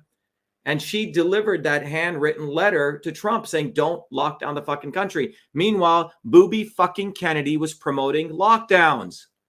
And the tweet he's since deleted. Scumbag. It's like Stalinism, right? You delete your old tweets so you cover your tracks. Booby fucking Kennedy. Please, everyone say that together. Booby fucking Kennedy. That's what you should call him. Booby effing Kennedy. He was promoting strict lockdowns. And it's the lockdowns that lost America $16 trillion. 600 billionaires made $2.3 trillion. They hate you. They hate this fucking country. Booby Kennedy hates you. He hates America. Trump hates this country. He hates America. Make America great means make him great. That's what it means. It doesn't mean make America great. Jen, do you remember when we did that letter? I don't know if you remember, Jen. I do. And essentially your letter went viral, right? And so many people were asking for the protocol because Fauci and the government wasn't giving good information, right, to the general public of how to actually protect themselves. And so from that going viral, they eventually were forced to, acknowledge that your protocol, right, and some of the, particular things like basic stuff like vitamin D actually does save lives. And we didn't package any of it, Jen, and sell it. Zelenko took our entire protocol. You got zero money from it. Yeah, and Mercola and all these guys started selling it. I must have helped generate other people $1 billion. Let me just ask, and anyone can answer this. Someone, I guess, after an hour and a half, either is very thick or stupid, all of the above, or is a troll, is asking, why do they hate America? Someone want to explain? Maybe Chris, you want to explain why they hate America? Why these people hate America to this woman, Chris? Go ahead. They hate America because if they really gave a shit, they would give the credit where credit's due and have Dr. Shiva speak in front of Congress. And he would lay bare this whole entire system on his face that it's totally corrupt from the top down. And so it's so insidious of them to have someone like Robert F. and Kennedy come in there. And now they're, and you see him all over social media, like overnight, he's just everywhere. They are intentionally bringing this clown out for the clown show to conceal Dr. Shiva and the Truth, Freedom, Health movement, because we are real people on the ground and we are uniting together, and we're not waiting for anybody to come save us. And that's what they fear the most. And that's why they hate America, because if they really gave a shit, they would elevate this movement and we would actually be able to solve these problems. Yeah, I think the key thing here is, Tina, if you don't understand what hatred is, if they loved America, they would have me right now, the guy who discovered the weaponization of government infrastructure, be testifying. And the reason they do not want me to testify is because I will expose the fact that the entire Congress passed a law in 2018 for the creation of CISA, which censors every American. Do you get it, Tina? And Trump signed that into law. They hate you. What is America? America equals the First Amendment. December 15, 1791. That's the definition of America. I just had a friend of mine here who's an American citizen, Chinese background. He works in China as a professor. He's on a work visa. They don't have the First Amendment over there, okay? And he's thinking about, he came here and he said, you know, he was away for 2 years. And he goes, Shiva, there's so much censorship of you. I may bring you to do a conference on censorship in America in China. Can you imagine the irony, Chris? Imagine if I have to go to China to deliver a talk on censorship in America of a U.S. Senate candidate. And we here in America, the Republicans, oh, it's China is censorious. Think about that, Chris. Think about the irony of that. What do you think, Chris, if I'm invited to China to talk about American censorship? It's absolutely unfucking believable, honestly, to even consider the thought. So I am being censored right now by the fucking United States Congress. And the boondoggle that they're doing is bringing fucking doofus, heroin addicted fucking demon Kennedy to act as though he's your warrior when he was for censorship. He thinks Musk is against censorship. Musk is the one who's continuing this censorship infrastructure. You see, one wing of the Congress is supporting Musk and the other wing is supporting Zuckerberg. And all of you are thinking, oh yeah, the Congress is so great. It's split. They have you playing a fucking game. Do you understand? They hate you. Satina Len says, I love what you stand for. I really don't understand why they would hate the greatest country on this planet. Legitimate question. Oh, why they would hate it? Why do you think they would hate it? The reason they would hate it is because they love money more than this fucking country. Go look at each one of those Congress people, where they're getting funded from, who funds them. You can find 1 to 2 degrees of freedom right to Silicon Valley, because Silicon Valley has negotiated a deal with Congress to get Section 230 immunity. And in return for Section 230 immunity, Congress said, we are going to have backdoor portals into your social media companies. That's why. Every single one of them is bought and paid for. All right. Let's take a few other speakers. We've been speaking now. It's been about an hour and a half. So let me take Bobby L. You can ask a question, Bobby L. Go ahead, Bobby L. Bobby L. Go ahead, Bobby L. Hello? Bobby L. Okay. I don't hear him. Let's go to Curious Gazelle. Go ahead, Curious.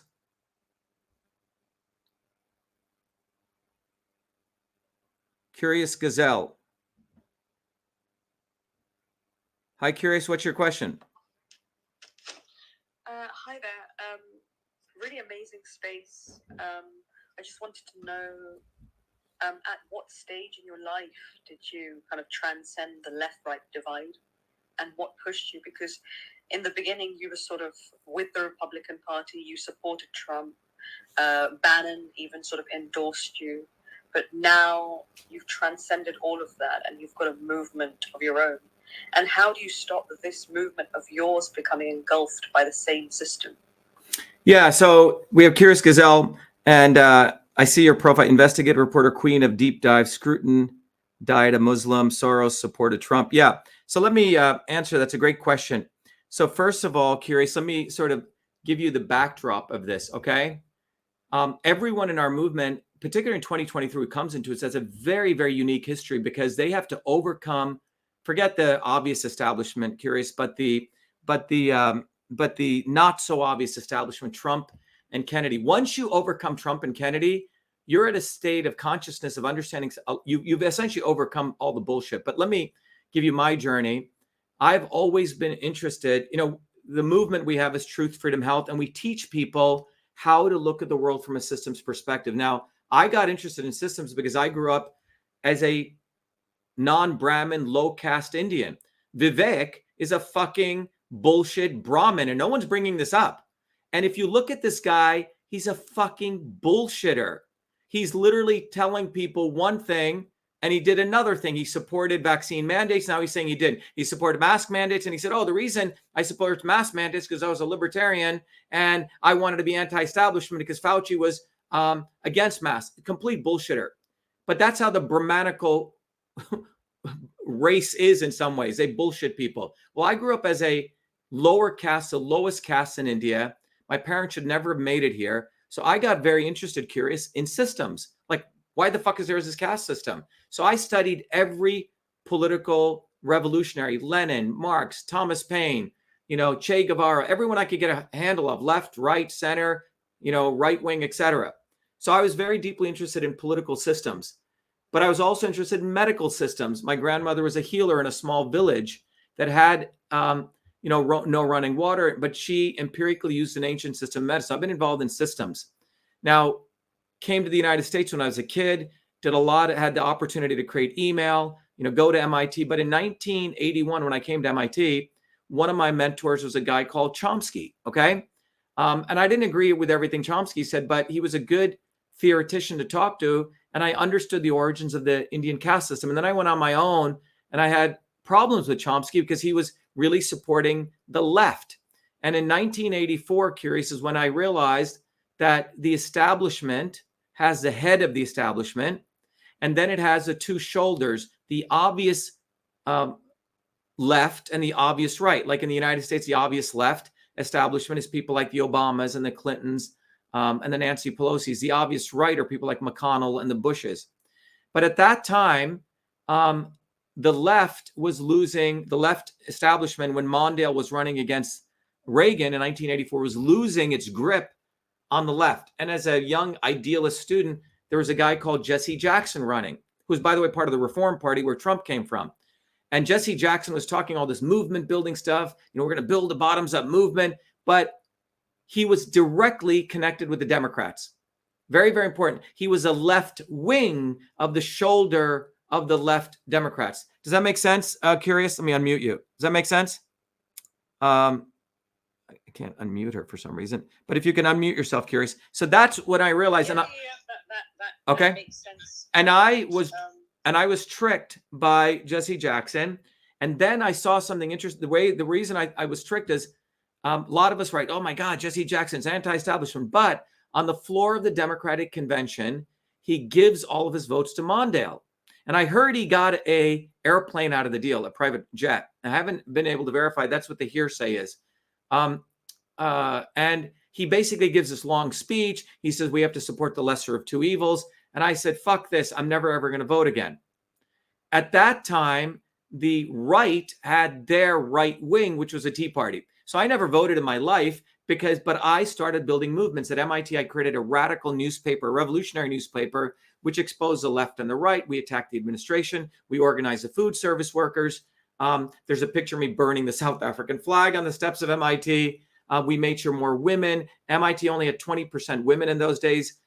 Very few poor people. Yeah, but if you're burning the South Africa flag, wouldn't that put you into anti-white category? No, no. Because there were three trends in South Africa. Okay, so again, you can't get into the dialectic because there were three trends in South Africa. Okay, you have to. Let's go to the. Bottom line, there was the white elite trend, which was suppressing a large majority of the blacks. Then among the blacks, there were the fake black activists. Nelson Mandela was created.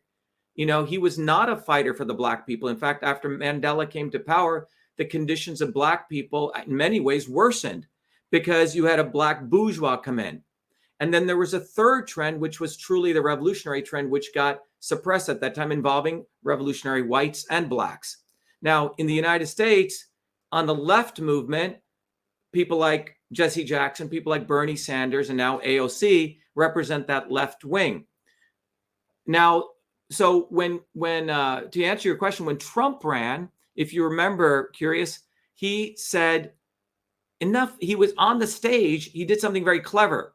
He was hitting the Republicans and the Democrats, right? And if you remember at that time, the Tea Party is essentially, and this is the blind spot I had because I forgot the Tea Party had been absorbed, but they had been absorbed. So a lot of us said, wow, he's attacking the Republicans, and he said enough things. But in about a year, Frank and I will tell you, when I connected the dots, I said, whoa, whoa, whoa, this guy's full of shit. Especially when we saw that he didn't do anything to Fauci, when we saw that he got $1 million from Pfizer. And I had to, again, do this unholy task, Curious. If you saw the video I did, Trump the swamp. And again, we lost 30-40% of my followers, okay? Got a lot of vitriol. But after we did that is when we realized, and we saw, as Frank said, none of these guys supported us. So we realized that Trump was a Bernie Sanders of the right wing. And now in the United States, they'd consolidated power with the obvious and not so obvious establishment. So now asking about our movement. So our key thing in the movement is, I wish I didn't have to do all this hard work, but we train people on a systems approach. We go back to fundamentals that were ignored. We take an engineering systems approach. And the goal here is not about starting a political party. It's about raising consciousness for people to understand that historically, when the slaves started rising up, like in the 1920s, since 1950, the technology that the elites have created is something quite interesting. The technology that they've created is this following technology. They've created a technology which is the not so obvious establishment, and they have it on the left and the right. Kennedy and Trump represent the epicenter of that. And our goal, my running, is to give people a true alternative so they don't choose a lesser of two evils. But more importantly, to give people like Chris Bradley, to give people like Suresh, to give people like Frank Licata and Kristen and young people all over the planet to understand this physics. Because curious, frankly, there's a physics to building a bridge. There's a physics to building an airplane. Where is the physics to building a movement? And that is what I've uncovered as a scientist and an engineer. And that is a legacy that we're leaving here. An engineering, a scientific approach to recognize that we have to build a bottoms-up movement. And it cannot rely on one individual. But decentralization does not mean anarcho-syndicalism. It has to be raising people's consciousness to understand these very fundamental concepts. And when you get them, you will realize that the establishment in a recurrent process has a dynamic. So if it isn't Trump today, they'll create Tulsi Gabbard. And if it isn't Tulsi Gabbard, they'll use this guy Vivek. And if they have a whole line of people set up who come from top down. And I think the critical thing to think about is, what is the origin of these people? What did they do all their lives? So hope that answers your question. Let's go to Kim, let me see, Kim McGee Smith, Chief Data something. Go ahead, Kim. Great. Thank you so much. I appreciate your time. My question to you is, given the recent discussions around systemic racism and social inequality in the United States, how do you think your understanding and experience of the caste system in India may influence your stance on affirmative action policies in America if you were to run for the president? Like, would you support or challenge the current models of affirmative action based on your personal cultural insights? Thank you so much. No, brilliant question. Look, so what's happened is, this is a very powerful question. Look, we have to look at the historical context, right? So the left wing defines racism, and I've experienced racism, okay? And I'll explain what that is. The left wing defines racism in a very, very narrow way. Oh, they called him the N-word, okay? Oh my God, you're a racist, right? To me, that's ignorance. And I've been called that word and worse things. So the left has defined racism in a very narrow way. In fact, the left is one of the most racist groups. The right denies racism. So they've created the dialectic of there is racism, there's not racism. And then you have these warring factions. But when you look at it, racism is ultimately a pillar of imperialism. And we have to understand this. Racism would not exist if there was not monopoly capitalism, right? Monopoly capitalism, imperialism could not exist without racism. Same with true sexism. And we're not talking about more women in corporations. That's not what I'm talking about. Feminism. Okay. There is the fact that those in power have historically wanted to divide people. When the American elites, first came with the king to the United States, they in fact divided the blacks, the slaves, from the Native Americans, from the white settlers. They had the white settlers hating the blacks hating the Native Americans. They have the Native Americans fearful of the blacks and the native white settlers, and they have the blacks hating the Native Americans and the white settlers, because they need, power needs division. A very powerful British concept. So to me, the quote unquote racism is dividing people into these little bins. And if you step out of your box, you're then slapped into shape. Let me give you an example. If you're a blonde woman, you must be quote unquote dumb. If you're a Chinese person, you must know, kung fu, right? If you're an Indian, you must move your head left to right and be like Gandhi and be fine with getting your head whooped and be into nonviolence, right? I'm a bad Indian. Okay. I'm not a good Indian because and this is the hatred, particularly the liberal elites have, because I challenge them and I expose them. Yes, I fucking invented email. I'm not walking away from that. That's what really bothers them. They can't articulate it. So there is racism. But the racism I'm talking about is this idea of putting people in boxes. And the liberal elites are the ones who do that very effectively. And the white supremacy that they create, they're actually the white supremacists. So they create white supremacy, and then they call the poor working class whites white supremacists. So it's a very powerful psychological operation that's done. But ultimately, the goal is to pit poor blacks against poor whites. Now, if you look at the civil rights movement, when the civil rights movement was coming up, like in India, and we'll talk about it, and it's very interesting parallel. In 1967, the lower caste in India, people like my parents who were called pigs and called the N-word and the Indian word, couldn't go to the well without being shooed away. They were considered subhumans by the Brahmins. The fact that my parents made it to India is quite extraordinary. You will not find a lot of Indians like me here. Vivek is not a fucking Indian. He's a fucking Brahmin, and he's actually a Brahmin among the Brahmins. That's why he can go be Jared Kushner's bud buddy, okay? And that's why he's getting so much play. They found another brown guy to hide the real nigga, if you want to say it, me, okay? That's what they needed him for.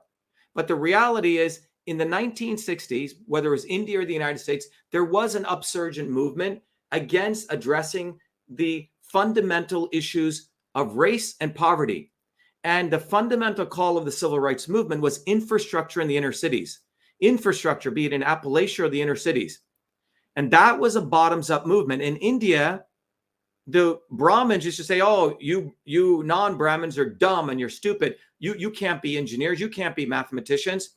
Well, there was a civil rights leader, a true bottoms-up guy by the name of Kamraj. He said, the reason my people aren't making it to school is they don't have any fucking food. So he demanded a school lunch program where everyone got protein. That's how my mother, even to this day, she's one of the few women who got a math degree from her background, got a statistics degree, an extraordinary woman. My dad had never seen a book until he was 12 years old. He became an engineer. Unheard of. My parents are extraordinary people. That's why I'm here, and that's why I fight like this, because I know where I fucking came from. You go to the United States, there was a true bottoms-up civil rights movement. And then the fucking Kennedys, Robert fucking Kennedy, picked up Martin Luther King, who was a black bourgeois, and they anointed him to be the leader. They suppressed the real bottoms-up leaders. Some of them were whites who were fighting for infrastructure. Malcolm X was sidelined, and they promoted this rapist, this guy who was a drug addict, who was banging everything. Martin Luther King, name was Michael King, by the way, right? Just like Mahatma Gandhi, his name wasn't Mahatma, the great one. So the elites created these top-down leaders, promoted Martin Luther King, and there were massive protests in the United States. So as a Band-Aid solution, they gave affirmative action. Now, if there wasn't this movement, poor blacks wouldn't have gotten anything. So, but affirmative action was a gain of those protests, but it was a Band-Aid. It did not address the infrastructure in the inner cities, which was a real solution. So they threw a bone. Okay, we got to make sure, because of the systemic issues, we have to make sure we're going to allow a certain quota of people into these institutions, and then they'll figure out their way. Now at MIT, when I came in 1981, most of my friends were poor whites and poor blacks who I identified with. And they were some of the early people who came in. Now in late 1960, early 70, MIT allowed around 10 or 20 black students at MIT. They occupied the MIT faculty club. They were allowed in on affirmative action. They said, you know what, we're all going to fail here because our inner city schools never even taught us calculus or advanced algebra. So you just brought us here to make us fail. We'll all drop out of freshman year, and a lot of 50% dropout rate. And then you'll say, see, you black people are dumb. So those students had protests at MIT to create the infrastructure at MIT that should have been done in the inner cities. So they had MIT set up tutoring programs, teach them calculus, all the stuff they should have had in their high schools. The bottom line is infrastructure was a solution, but the fucking racist Kennedys didn't want that. They did it for window dressing. Just like Chris Bradley said, you saw this fucking heroin addicted fucker, Booby Kennedy, acting like he's a fighter. The Kennedys are masters of PR. Robert effing Kennedy Sr. totally loved the Vietnam War. They painted him as a man of peace. Bullshit. He's the one who anointed Martin Luther King. And the end goal has been a Band-Aid solution called affirmative action. So the right wing doesn't like it. The average blacks, it never helped them. And now you remove affirmative action. And now the whites feel they got a victory and the blacks hate them. And this is all about creating race war. Those in power do not want to address the fundamental issues, which is infrastructure, nor do they want a bottoms-up leader to come up below, be it me, be it our movement, or be it someone like, Malcolm X. That's what this is about. Let me go ahead. No, thank you for that. I appreciate it. So for someone like yourself who's really credentialized and has kind of used merit, of course, for all your accomplishments in life, it seems like you're focusing on infrastructure as one of the key things to kind of normalize these race relations here. So is there any specific policy that you would implement as president in order to address this? Because I know there's some that says, hey, there's systemic racism and you have to do something. What specifically are you promoting? Is it just more money into inner cities? No, let me, you're asking a great question. Look, if you come to, so every Thursdays, we do a town hall. And the town hall involves the following areas: healthcare, environment, education, innovation, governance, and economy. You have 6 areas. And what we do at our town hall, look, I'm a systems guy. We already have solutions for these.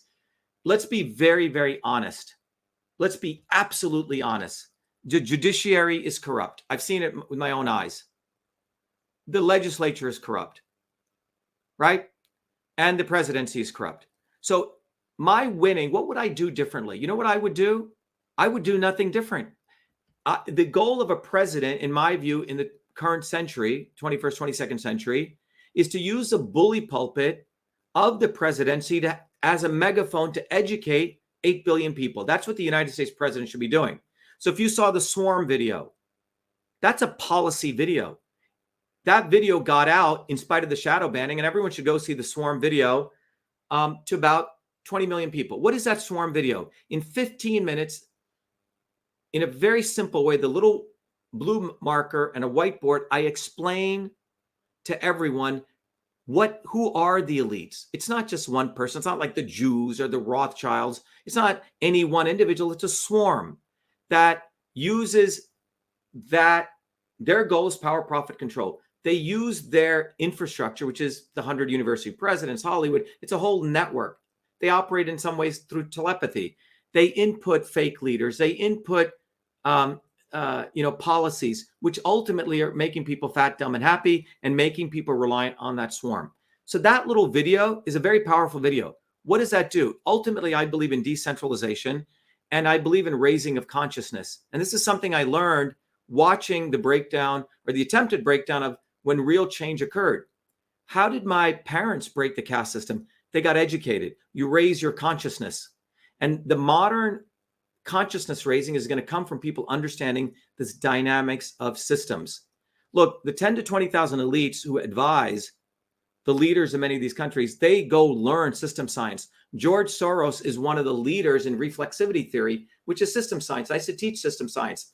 System science, which we teach at Truth, Freedom, Health, is like bringing fire to the apes or bringing fire to the primitive people. We're walking around trying to change the world with, bows and, sticks.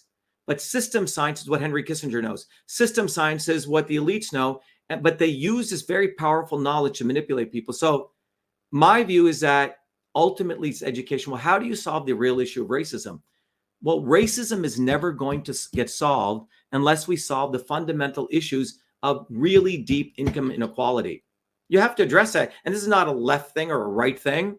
When you go look at the data, it shows that as long as you have this rapacious income inequality, which is what we have now in America, the average American only has $400 in their bank account for a rainy day. They're fucked if they have a couple of rainy days. They're screwed. And if you go look at gun violence, it's not the guns that create violence, nor is it what the Republicans say, oh, it's drugs. It is income inequality. And we did a whole analysis on this. We have to address income inequality because during 1900 to 1970, in the United States, when the GDP grew, the entire economy, the wages grew for every person. Why? And this comes down to the central issue. It grew because there was a consciousness among 120 million workers in the United States. There were nearly 11 million strikes. The fear of God was put into the elites. You fuck with us, we will strike on you. And there was massive, massive bottoms-up movement, not controlled by the Democrats, not controlled by Russia, but true organic bottoms-up movement in the United States. By 1970, following the McCarthy era, those bottoms-up movements were wiped out. The Republicans called those bottoms-up movements communists and Marxists, and the left took over those movements, Kim. And what ended up happening was by 1970 till today, so just and you can go see the RAND report, it's a beautiful report. 1900 to 1970, the GDP grew for America. It was a heyday of America. Everyone's wages grew. Contrasted 1970 to 2023, the GDP has grown, but the American pie sort of went through mitosis. One pie for the elites, another pie for the broad mass of Americans. That pie didn't grow, it shrunk. So the wages of the first and second income quartile in the United States have shrunk. And the wages of the larger income quartile expanded. Case being, during the pandemic, 600 billionaires increased their wealth by $2.3 trillion. In fact, poor whites' average median wage has gone down to around, dropped by nearly 50%. So there's been a consolidation of power as never before. And the only way out of this is through building a mass movement.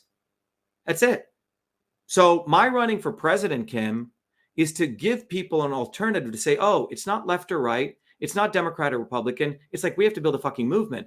And how do we build a movement? Well, we have to understand the dynamics of how to build that movement. And that is what we're doing. It's the only way. There's no Messiah coming. So let me go to the next person. It is 11:27.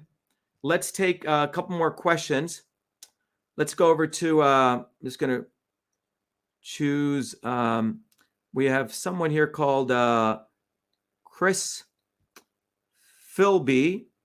Chris Philby, you're as a speaker. Hi, Chris. How are you? Good evening. Good to have you. Chris Philby. Chris? Hi, good evening, Chris. Or good morning, wherever you are. Go ahead, Chris. Okay, Dr. Shiva. Yeah, thank you very much. I really appreciate you giving me an opportunity to ask you a question. First, I wanted to let you know that I am just, blown away with all the work that you've done and sincerely appreciate it. And second, to make you aware that, other people are following your footsteps, and we're in the process of trying to make people aware of this programmable central bank digital currency, and there's a movement afoot to try to undermine that process, which we'd be happy to help you learn about what we're doing. I guess my question would be, since we're kind of limited on what our eventual choices are going to be, is there anything that Trump could do to get you back in his good graces, or get him back in your good graces, rather, from the standpoint of whether it's a mea culpa or whether he reversed this legislation, or doing something in a positive direction to make a difference in your eyes that would indicate that he's seen the light? So Chris, thank you for asking that question. So let's have a conversation on this because, by the way, I haven't talked about this because I didn't, but every Thursdays, Chris, at 11 a.m. and at 8 p.m., okay, every Thursdays, 11 a.m. and 8 p.m., you can go to vashiva.com/orientation. We do an open house, okay? And we go through the details of these kinds of questions. You can also go to the town hall. We do shivaforpresident.com/town hall. But let's look at, I really, when someone asks this question, I always like to go to the foundation of why they're asking the question, okay? And I think your question comes with sincerity, but it's premised on this notion that Trump actually is committed to wanting to change something in the interests of the working class of this country. Do you follow what I'm saying, Chris? That's what it's premised on. Like he actually cares about America, meaning America, not for the elites, but for the broad mass of Americans. So that's the presumption. And what I'm here to tell you is that's a false presumption. And you don't get to these positions unless one of the things, a friend of mine who was a very interesting person, and he said, the most dangerous people can fake sincerity. And these people spend their lives about messaging. When I was meeting with Trump for the 2 hours, I reluctantly went to meet him because I was very pissed off with him, what he did to our election. He praised me, called me to Mar-a-Lago. I didn't go. Then he called again and we went. And in those 2 hours, when I saw him, I saw a very frail old man who was basically like an actor in the backstage. I didn't see this brass bald guy talking. It was this guy sitting in the backstage. And what's fascinating was during that 2-hour conversation, he kept taking notes. Ooh, that's a good message. Ooh, that's a good message. I think I can use that. Now, why am I saying that? You see, these people are actors. They're given a role. And the role, and it's like a beauty pageant that's being run right now. Who can convince the American people that they are going to bring them to the promised land? And that person, whatever they say, it's all an act. It's pure theater that's taking place. And it's a casting call that's being done. In fact, it's interesting. Trump said a couple of weeks ago, ooh, Xi Jinping, the guy in China, he goes, he was pulled out of central casting. I love him. He runs China with an iron fist. All those 1.7 billion people. It's interesting, use casting. But these people have no interest in advancing the American working class. They don't. And you can only look at it by their actions. Look at his actions. If you are a revolutionary, if you are saying lock her up and drain the swamp, well, that means you're a revolutionary now. That doesn't mean you're going to burn buildings up. But when you come in with the force of that 100 days mandate. He brings in John Bolton. John Bolton is as warmongers as you get. He brings in every fucking swamp creature in there. And then everyone's excusing him. They had the Q movement. Excusing Trump for 4 years. It was a psychological operation, waiting for the Messiah to come. And during those 4 years, Trump did what Hillary Clinton never could have gotten away with. He did Operation Warp Speed. He made sure, $7.9 trillion in one term were printed. Obama took him 2 terms to print $8 trillion. He made sure that money was funneled to Wall Street. His own son-in-law got $2 billion from the Saudis. You just have to look at the facts. And you're talking to someone who sincerely supported him. You're talking to people like Frank, who in the bitter cold put up thousands of signs for him. But at the end of the day, you have to face the reality. He is not one of us, Chris. He's not one of us. Kennedy's not one of us. So the presumption to think that is wrong, and it's just going to lead us into this lesser of two evils. If you look at the graph I shared, Chris, there's a graph that shows since 1980, the American lifespan is going downward. Every other industrialized nation is going up. That means if you have a child today, your child is going to live less number of years than you. And that metric tells you the systemic issues. And that's happened since Kennedy to Carter to Ford to Reagan to Bush's to Trump to Obama. All of these people left and right have destroyed the American health. It's not the vaccines. It's like 10 different issues integrated. It's a systems overhaul is needed. How do you get a systems overhaul? Well, we need to build a movement. That movement cannot no longer be lesser of two evils. You have to come to the fact that whichever one of these Tweedledum guys, in fact, the more you think you're going to vote for the guy who's going to help you, he's going to fuck you even more. So right now, when you look at the centralized, digital bank currency, CDBCs, I'm not sure if you know, Chris, we can have a longer discussion. A very small company got funded $2 billion to merge digital currencies with carbon tax and interlink it. And it's going to be interlinked with your social media site. And you just had Booby fucking Kennedy say Bitcoin should be the back end for our currency. Bitcoin is not some savior. The blockchain is not some savior, because the blockchain itself needs to run on computing, which is highly centralized. And this is what a lot of these people don't understand. The amount of computing, 52% of the Bitcoin mining takes place in China in centralized servers. So decentralization through centralization is never going to occur. So people are looking for these solutions when the only solution is raising people's consciousness and building a bottoms-up movement. And in order to build a movement, you need to understand the physics of that movement. TruthFreedomAndHealth.com is the only movement that has done that. If someone else exists, I will retire right away, but it doesn't. It should have been done by our parents. So we need to build a movement because all of these issues are interlinked, and we cannot do this thing. Oh, you're going to vote for Trump? He's a little bit better than DeSantis. They're both fuckers. Both of them are. We need to focus our efforts on why getting me on the ballot is important, because we will build a movement out of that. Why is it that I'm running? Because we want to give people an alternate to the lesser of two evils, but it's about raising people's consciousness.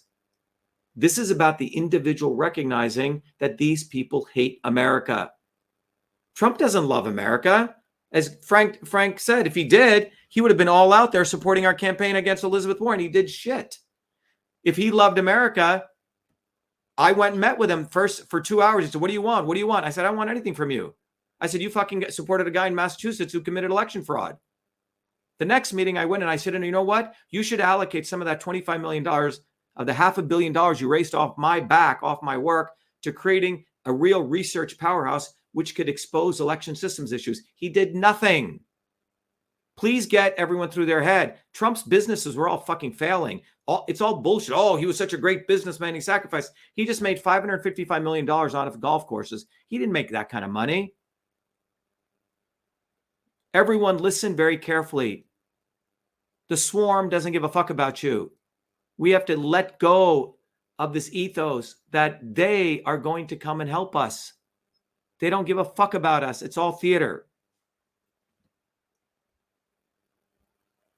Okay, we'll take one last question. Let's go to Individe. Individe is a network engineer, thinker, truth seeker. Go ahead, Individe.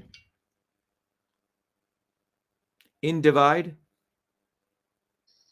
Hello, can you hear me? Yes, how are you? Good evening. Hi, thanks for filling my call, Dr. Shiva, and nice to meet you. Yeah, I just have two quick questions.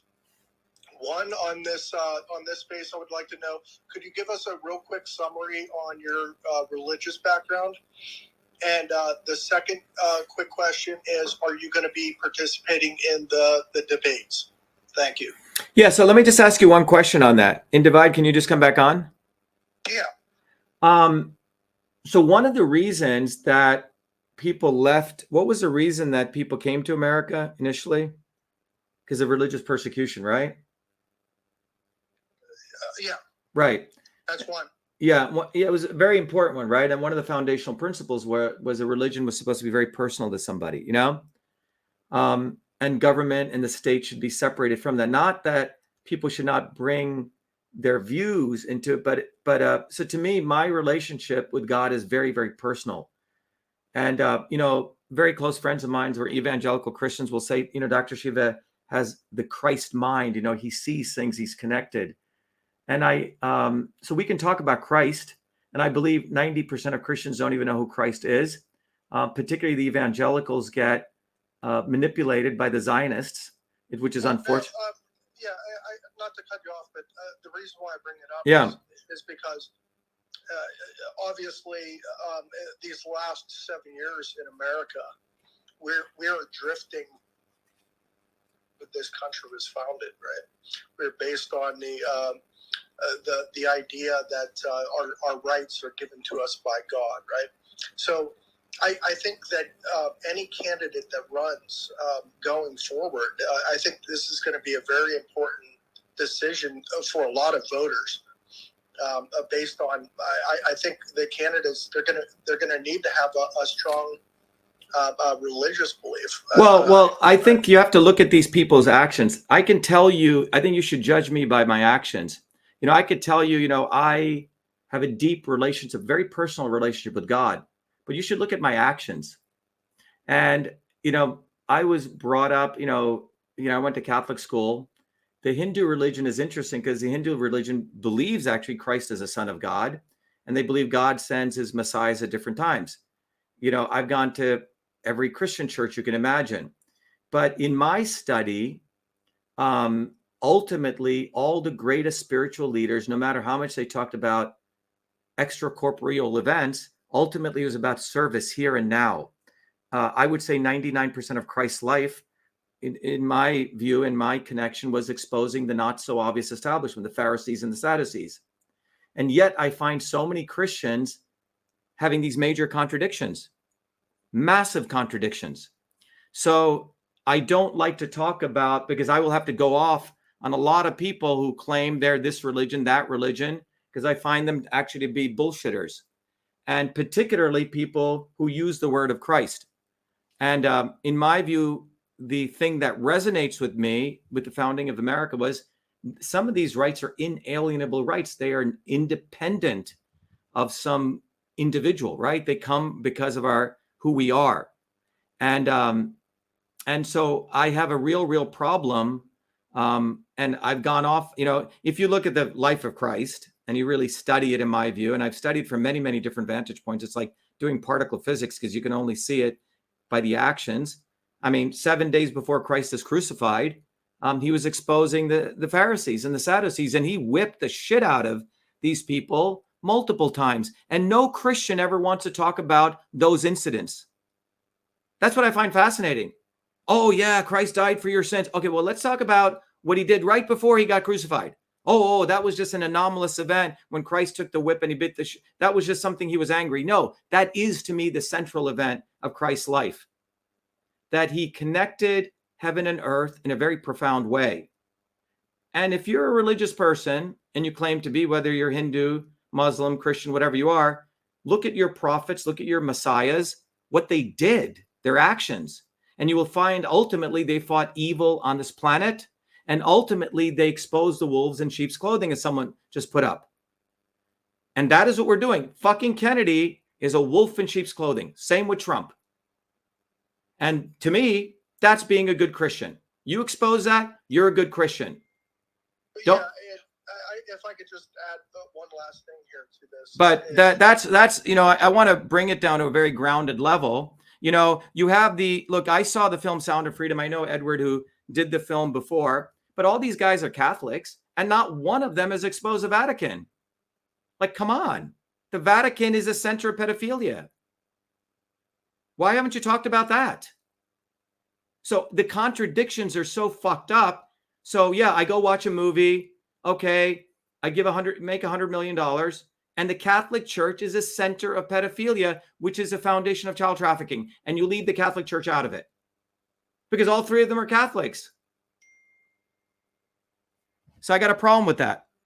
Right, and the reason why I brought it up is because we're moving into this world of artificial intelligence, and a lot of these tech tycoons, they look at the world as their own gods, right?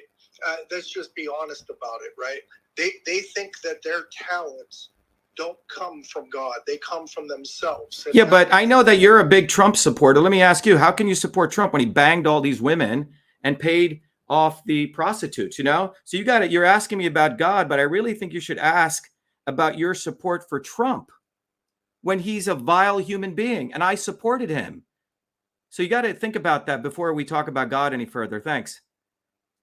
So anyway, I really, really want people to stop this bullshitting, bringing God into it when you're supporting Trump or Kennedy, who are scumbags. They're vile, vile human fucking beings. Okay. So I just got a little thing. Sorry to cut you off, man, but I can't take you seriously. You're supporting 4 to 8 more years of Trump when Trump fucking had prostitutes, banged them, fucking his wife being pregnant, took money from Big Pharma, didn't lock up Fauci. How the fuck can you support him and talk about God to me? Talk about God to me if you really want to talk about God, and we'll have a real discussion. But don't talk about God to me in some fucking fucked up way when fucking Trump has nothing to do with God, okay? Everything he does is bullshit. Same with Kennedy. They're all demons. There's some very interesting work done on the symbolism with Trump. How one could say Trump is the Antichrist and Kennedy right now is a false prophet. And there's some enough data to show that. So if you're a Trumper and you claim you're interested in God, well, then really go read the Bible. Go meditate. Go pray to Christ and find out of Christ what he tells you.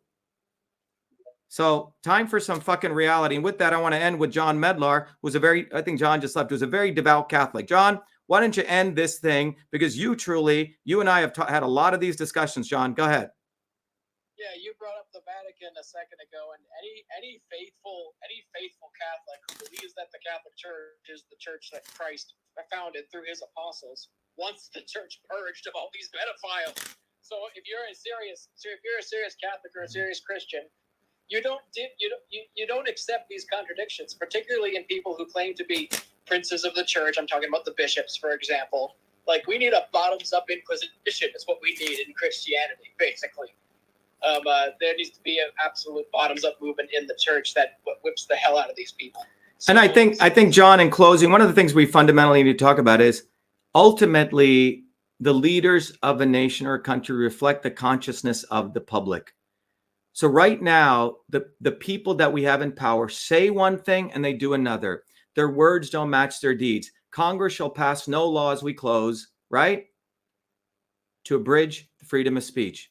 Congress passed a law to destroy the freedom of speech on November 16, 2018, signed into law by Trump, who claims, he says, I love America, waves all these flags, all these people wearing their little American flags. They all hate America because all of them, it was a unanimous vote. And they all talk about God. It's like my mom said, my mom really despised people who were these evangelicals talking everything about God because most of them were banging people in the back room. They were banging their congregation. And then they go out and talk about God. I don't really want to talk about God. I want to talk about deeds. Let's talk about deeds. Because you express your connection to God by your deeds, not by talking about God. Your deeds. You want to be a good Christian? Then walk in the path of Christ. You want to be a good Hindu? Walk in the path of Ram, who was a warrior, a noble warrior. Walk in their paths. Don't fucking talk to me about God and what my religion is. Let's talk about your actions. And right now we're at a point, Americans have a huge opportunity. They have a real American with us. We have real Americans on this call. Crystal Ellis, John, Kristen, Suresh, Heather, many of you who are listening here. And then on the other hand, you have these people. Booby effing Kennedy literally said a few days ago, they asked him about Herschel Walker and how on the outside, he says he's pro-life. And then he has 2 abortions. And then they say, oh, your uncle also was a philanderer and your other uncle killed a woman, and he's squirming in his seat. He goes, oh, well, I don't think personal integrity and public integrity, they're 2 different. He goes, they are 2 different things. He's telling you to your face, I may murder people. I may do steroids. I may bang people over here. I may lie, cheat, but you should that's my private life. But over here, accept my public face. So if you are willing to buy that, then you're going to get that kind of leaders. You want to see someone who is true and says it like it is in a movement that the personal and the private are merged into one. That's what we're doing. Most working people do not have the luxury of spitting in a cop's face, which is what Booby Kennedy was taught to do at the age of 17, and have mama and papa bail him out. You spit in a cop's face, you're going to jail. That's the laws we have to live by. So it's time we recognize that Personal integrity and public integrity have to be one. You can't be the Vatican talking about Christ and fucking running a pedophilia rink. You can't be Donald Trump waving the Bible in one hand and taking advantage of Christians in the other hand. You can't talk about you're for free speech and supporting Zionism, which has nothing to do with Judaism, which fucking subjugates the Palestinian people into an environment of they can't even speak. Come on. So it's time for truth, freedom, health. You have to have freedom to get to truth. And with truth and freedom, we get to health. And with health, we can have the wherewithal. That's why this movement's important. So in closing, everything that I'm talking about here are deep concepts. Go to truthfreedomhealth.com. Become a warrior scholar. Go to shivaforpresident.com. Volunteer. Support our movement. Get a freaking bumper sticker if you're working hard. Put it on the back of your car. Hand out flyers.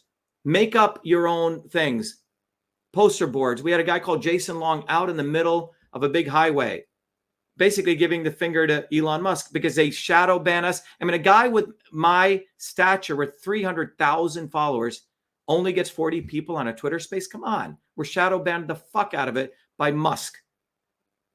But we don't care because we have hundreds of millions of people who know our movement. We're going to be on the ground. And if anything here resonates with you, at minimum, go to Shiva for President volunteer.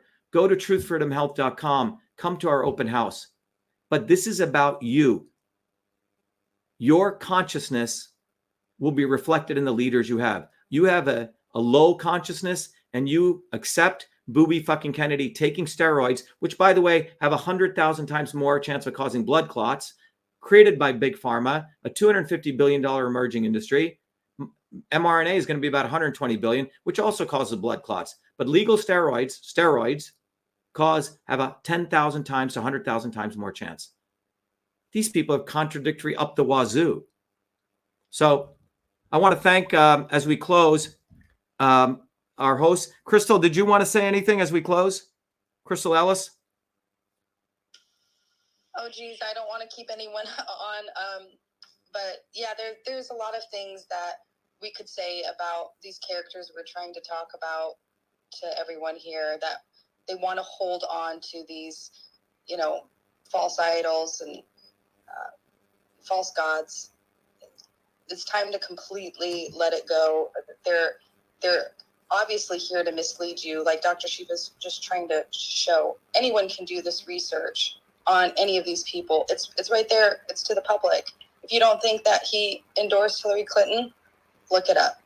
If you don't think he knew Epstein, look it up. Both of them did. Both of them did, Trump and Kennedy. Exactly. If you don't think that they support Big Pharma, look it up. These aren't things these are just facts. So when people want to act like it's something emotional, not really, but sure. Sometimes we have to get angry in order to get people's attention. Why isn't everybody angry? I mean, that's the question we have to ask ourselves. And who's doing God's work? A lot of us believe that we're doing God's work, and Dr. Shiva's doing God's work. We're not sitting around talking about it, we're actually doing it. And everybody needs to do it. Otherwise, if you do think there's a Messiah coming, you're in big trouble because you're just sitting around. That's not what God wanted, for people just to sit around and wait. So I also ask everybody, go look at truthfreedomhealth.com. Just read the content that's there. Absorb it. Understand it. Come to open house, especially for anybody here who wanted to speak, and we could be on here for 10 hours, right? Come to open house so you can introduce yourself there. You can ask a question there. We do that, like Dr. Shiva says, twice on Thursday. You're never going to find a presidential candidate or anybody who spends this much time with the public, this transparent. You're not going to ever find it. So I hope everybody joins us, becomes a volunteer. We have meetings about volunteering for the campaign on Saturdays. I mean, Dr. Shiva probably spends a minimum 9 to 12 hours per week with publicly. So take advantage of it while you can. Yeah, that's about it, Dr. Shiva. I could go Great, on thank about you. Kennedy and others, but Yeah, thank you. If you guys want to watch, I'm just going to finish just with a video that we created. Those people who are new, my background and history. It's a video that John and I put together on my run for president. Let me just play that for you guys.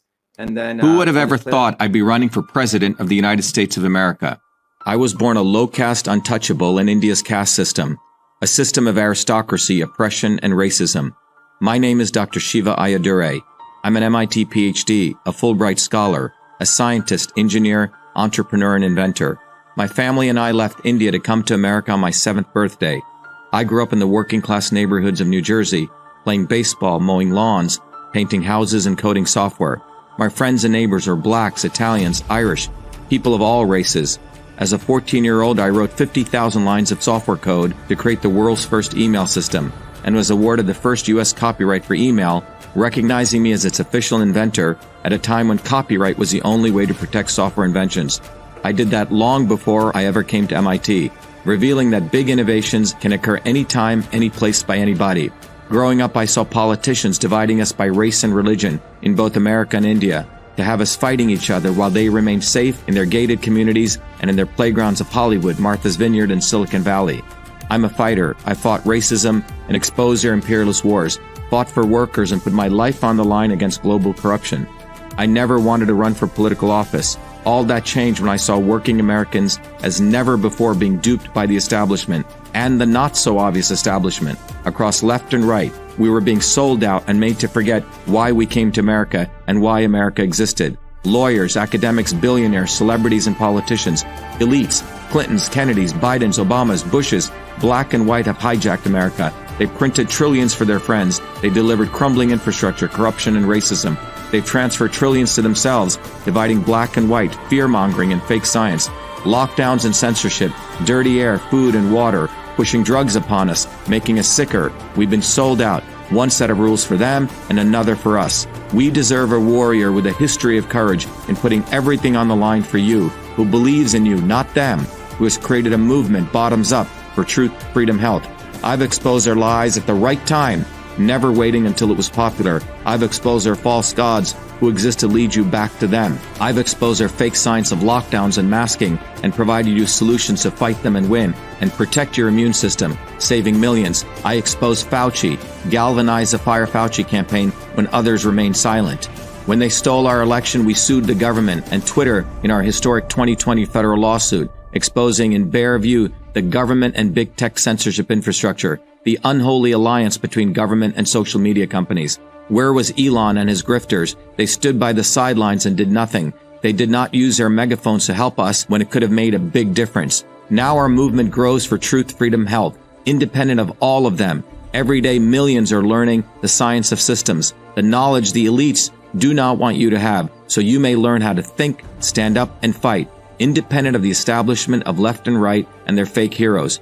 Now it's time for you to join the movement, to win back America, to win back truth, win back freedom, win back your health. That's why I'm running for President of the United States. This race is about you. This race is about truth, freedom, health versus power, profit, control.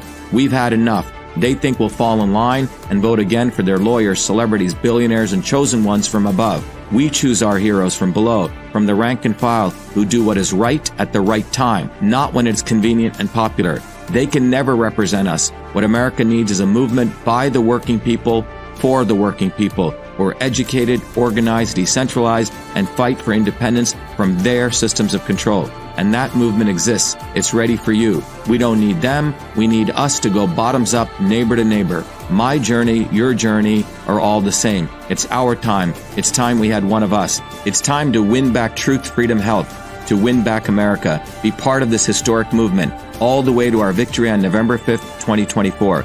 If you're an American citizen, pledge your vote now for Dr. Shiva Ayyadurai, the independent candidate for U.S. President. No matter where you live, you can be a part of this. Volunteer as little as 20 minutes a day. Don't delay. This is Dr. Shiva Ayyadurai, and I approve this message, paid for by Dr. Shiva for President.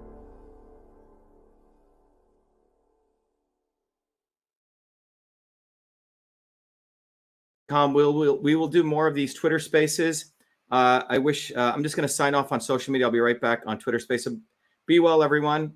Go to Shiva for President, volunteer, support the movement in any way you feel makes sense to you. Be well. Thank you. So to everyone on